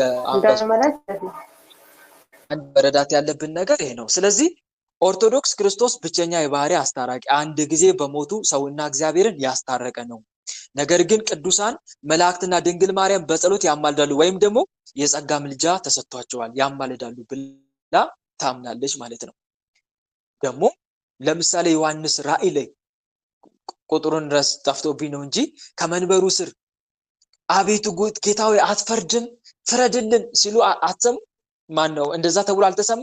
ዮሐንስ ራእይ ላይ ያነበበ ሰው ከዛ እግዚአብሔር ምላሽ አልሰጣቸው። ቆይ ጥቂት ጊዜ ቆዩ አላላቸው። ነጫጭ ልብስም ተሰጣቸው አይል። ከሞቱ በኋላ ጸሎታቸው አይሰማም ይላሉ። መጽሐፈ መክብብ ላይ ምዕራፍ 9 ያለችውን ጥቅስ ይጠቅሳሉ። ግን አይሄድም፣ ከዛ ጋርም የሚገናኝ አይደለም። ቅዱሳን ከሞቱ በኋላ ምንም ማድረግ አይችሉም ማለት አቅመ ቢስ እንደሆኑ መናገር አይደለም። ደግሞ እግዚአብሔር የሕያዋን አምላክ ወይስ የሙታን አምላክ ንገሩኝ? የሕያዋን አምላክ። ሞቱ ይባላል እንዴ? አይባሉም።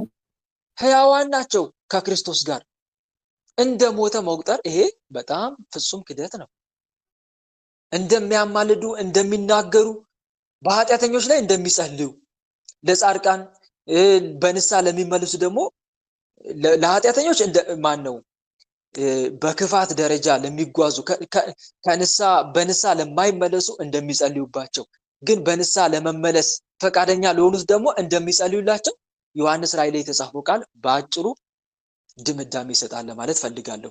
ሌላው ፕሮቴስታንት ክርስቶስ ብቸኛ አስታራቂም ብቸኛ አማላጅ ነው፣ ከሱ ውጪ ሌላ ማንኛውም አማላጅነትን ፍጹም አይቀበሉም። በአጭሩ ዋናውን የቤዛነት ስራ እኛ ለቅዱሳን እንደሰጠን አድርገውም ይስላሉ።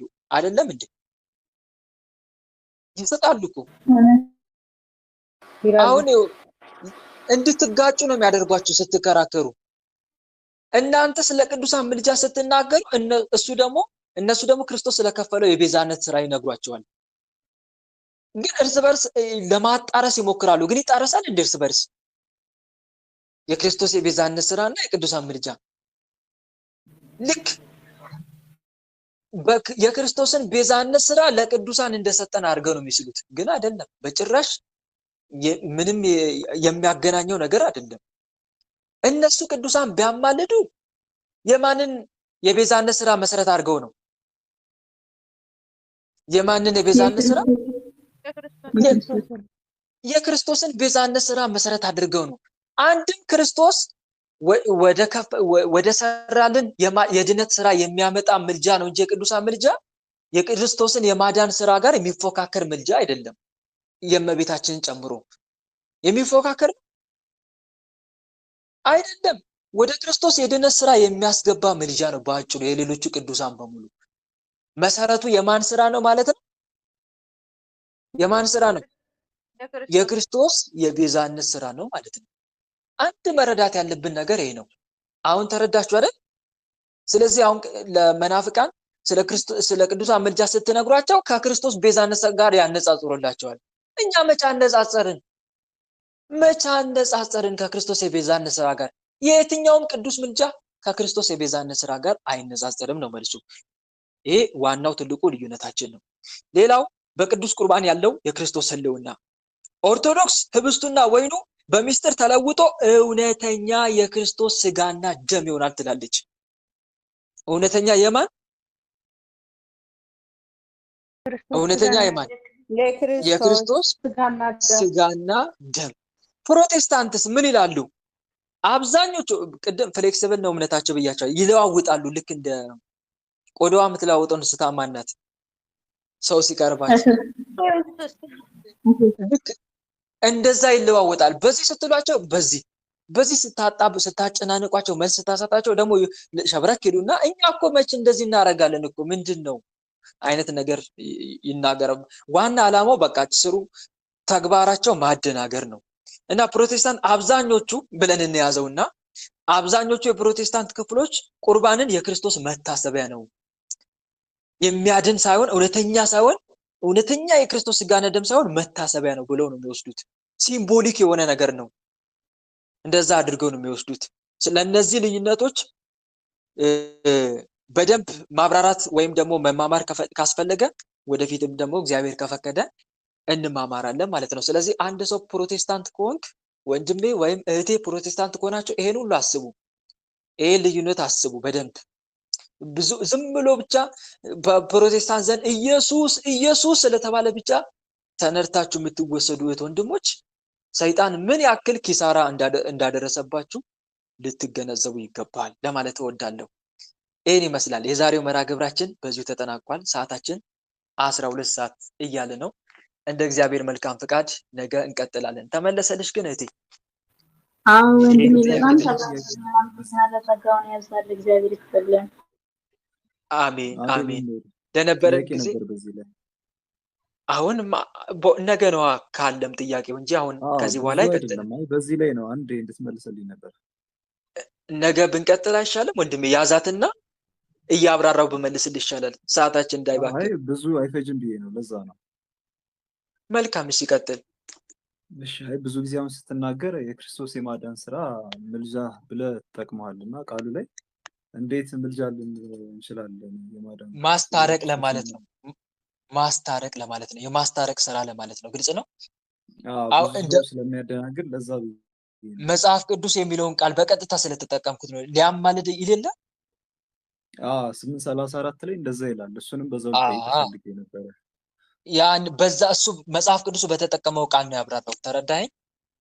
ግን ትክክለኛው ቃል እሱ ነው ወይስ እንዴት ነው? ቤዛነት ብለን ነው የምንወስደው። ቤዛነት ብለን ነው እኛ የምንወስደው። ይሄ ይፈርዳልና ያማልደው የሚለው አይነት ነው ማለት ነው አይደለ? የቤዛነት ስራ ማለት ታውቃለህ? ቤዛነት ማለት አሁን አንተ ተጠያቂ አይደለ? ተጠያቂ ነህ እንበል። አሁን አንዱ ተጠያቂ ከሆነ ሌላኛው ደግሞ ያንተን ሙሉ ወንጀል ተቀብሎ ያንተን ቅጣት እሱ የሚቀበል ከሆነ ተረዳከኝ አይደለ? ስለዚህ በአጭሩ አንተ ላይ የተፈረደውን ፍርድ በሙሉ ያ አካል ከተቀበለልክና አንተ ነፃ ካወጣክ ያ ሰው ለአንተ ምንክ ነው? ቤዛዬ ነው። እሱ ትክክል ነው። በትክክል በዚህ ነው የሚተረጎመው። ተረዳከኝ? አሁን እስኪ ግን ይሄ 8:34 ላይ ያሉ ይሄ ይፈርዳልና ያማልዳል የሚለው የትክክለኛው ቃል የቱ ነው? በጥንቱ መጽሐፍ ላይ ሮሜ 8:34 ላይ ብቻ እኮ አይደለም ይማልዳል ተብሎ የተጻፈው ቃል ዕብራውያን ላይም አለ። ዕብራውያን 7:24 ላይ ማለት ስለ እነርሱ ሊያማልድ ዘውትር ይላል። እኛ የምናውቀው እሱን ስለሆነ ብዬ ነው። ሊያማልድ ይላል መጽሐፍ ቅዱስ ላይ። ስለዚህ እንደዚህ አይነት ነገር ለምሳሌ ተለወጠ ብለው የሚያምኑም አሉ። ግን ተለወጠ የሚለው ቃል ሮሜ 34 ላይ ትኩረት የሚያደርጉ ሰዎች ዕብራውያንንም ሊመለከቱ ይገባል ባይነኝ ነኝ አይደለ? ዕብራውያንንም ሊመለከቱ ይገባል። ሮሜ ብቻ አይደለማ፣ ዕብራውያንን መታየት አለበት። ተረዳከኝ አይደል? ግን ዋናው ምን ተብሎ ነው የሚተረጎመው የሚለው ነው አንተ መያዝ ያለብህ። በአንድምታው ማለት ነው። አዎ በአንድምታው ቤዛነት ስራ ግልጽ ነው። ትክክል ነው። የሌሎችን በደል የበደል ውጤት ቅጣት ተሸክሞ ያንን ዋጋ የከፈለ ማለት ነው። በዛ በከፈለው የቤዛነት ስራ ነፃ ያወጣ ለማለት ነው። እሱ ነው የቤዛነት ስራው ነው ይማልዳል እያለ የሚናገረው መጽሐፍ ቅዱስ። ሊያማልድ ዘውትር ይኑራ የሚለው አንድ የተከፈለውም ማለት ነው።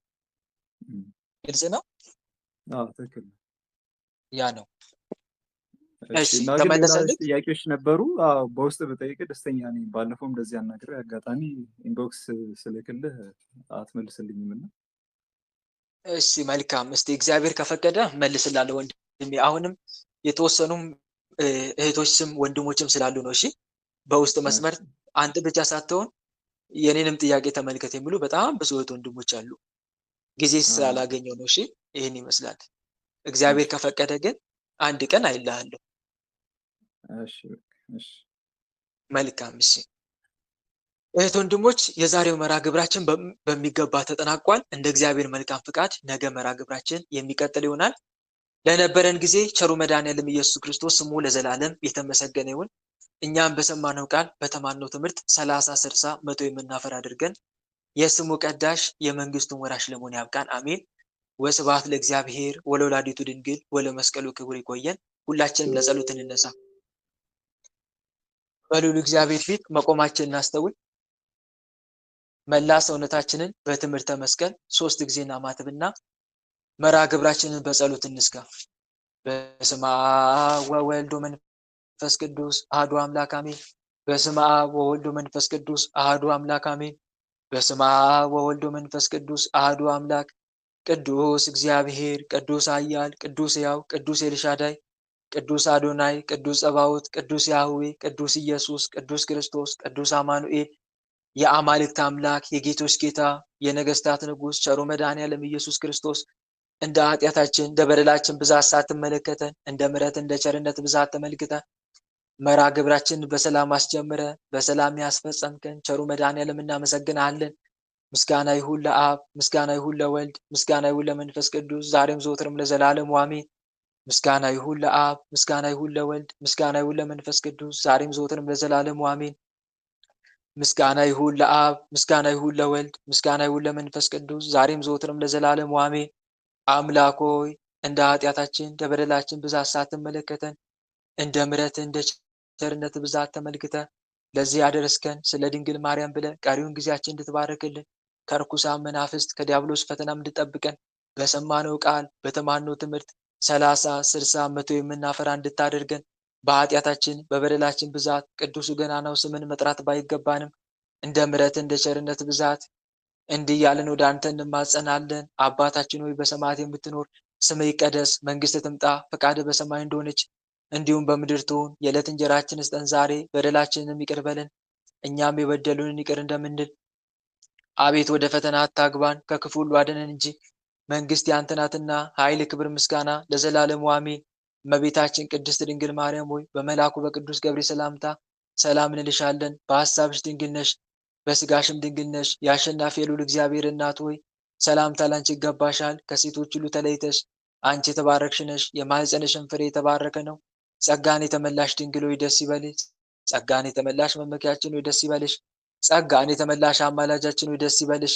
ልዑል እግዚአብሔር ከአንቺ ጋር ነውና ከተወደደው ልጅሽ ከጌታችን ከመድኃኒታችን ከኢየሱስ ክርስቶስ ዘንድ ይቅርታንና ምሕረትን ለምኝልን ኃጢአታችንም ያስተሰርይልን ዘንድ ለዘላለሙ አሜን። የእግዚአብሔር አብ ፍቅር፣ የእግዚአብሔር ወልድ ቸርነት፣ የእግዚአብሔር መንፈስ ቅዱስ አንድነት፣ የተወዳጇ እናታችን የመብራን አማላጅነት፣ የቅዱሳኑ ረዳትነት በሁላችን ላይ እንደዋለ በሁላችን ላይ ይደር አሜን። አምላካችን በሰላም አሳድረን። አምላካችን በሰላም አሳድረን። ቀኑን በሰላም እንዳዋልከን የሰላም ሌሊት አድርግልን። ቀኑን በሰላም እንዳዋልከን የሰላም ሌሊት አድርግልን። እመቤታችን አማላጃችን ተመልከች ወደኛ። እመቤታችን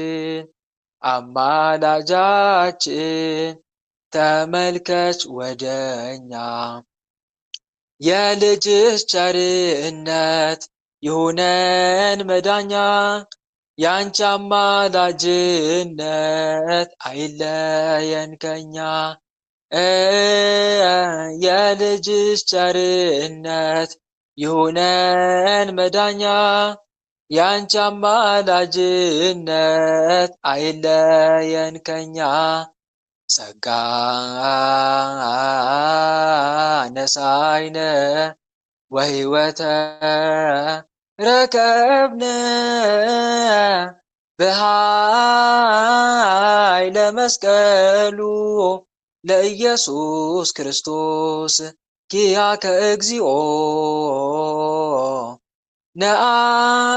ነአኩት ነስያነ ጸጋ ዘእመንፈስ ቅዱስ። የፍቅር ባለቤት የሰላም ንጉሥ ሰላማዊ ኢየሱስ ክርስቶስ ሆይ ሰላምን ስጠን፣ ሰላምንም አጽናልን፣ ኃጢአታችንም ይቅር በለን፣ በሰላም ሄደን ወደ የቤታችን እንገባ ዘንድ የበቃን አድርገን ለዘላለሙ አሜን። እትዮ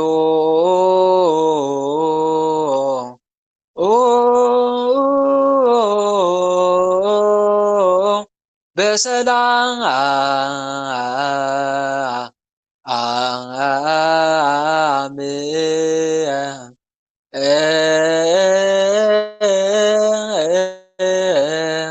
እሾህ ሳይወጋችሁ እንቅፋት ሳይመታችሁ በሰላም ወደ የቤታችሁ ያግባችሁ። አሜን አሜን አሜን አሜን። እህት ወንድሞች፣ የዛሬው መርሃ ግብር በሚገባ ተጠናቋል። እንደ እግዚአብሔር መልካም ፈቃድ ነገ መርሃ ግብራችን የምንቀጥል ይሆናል። እግዚአብሔር አምላክ የነገ ሰው ይበለን። ትምህርቱ ሲለቀቅ እየገባችሁ ላይክ እና ሼር አድርጉ።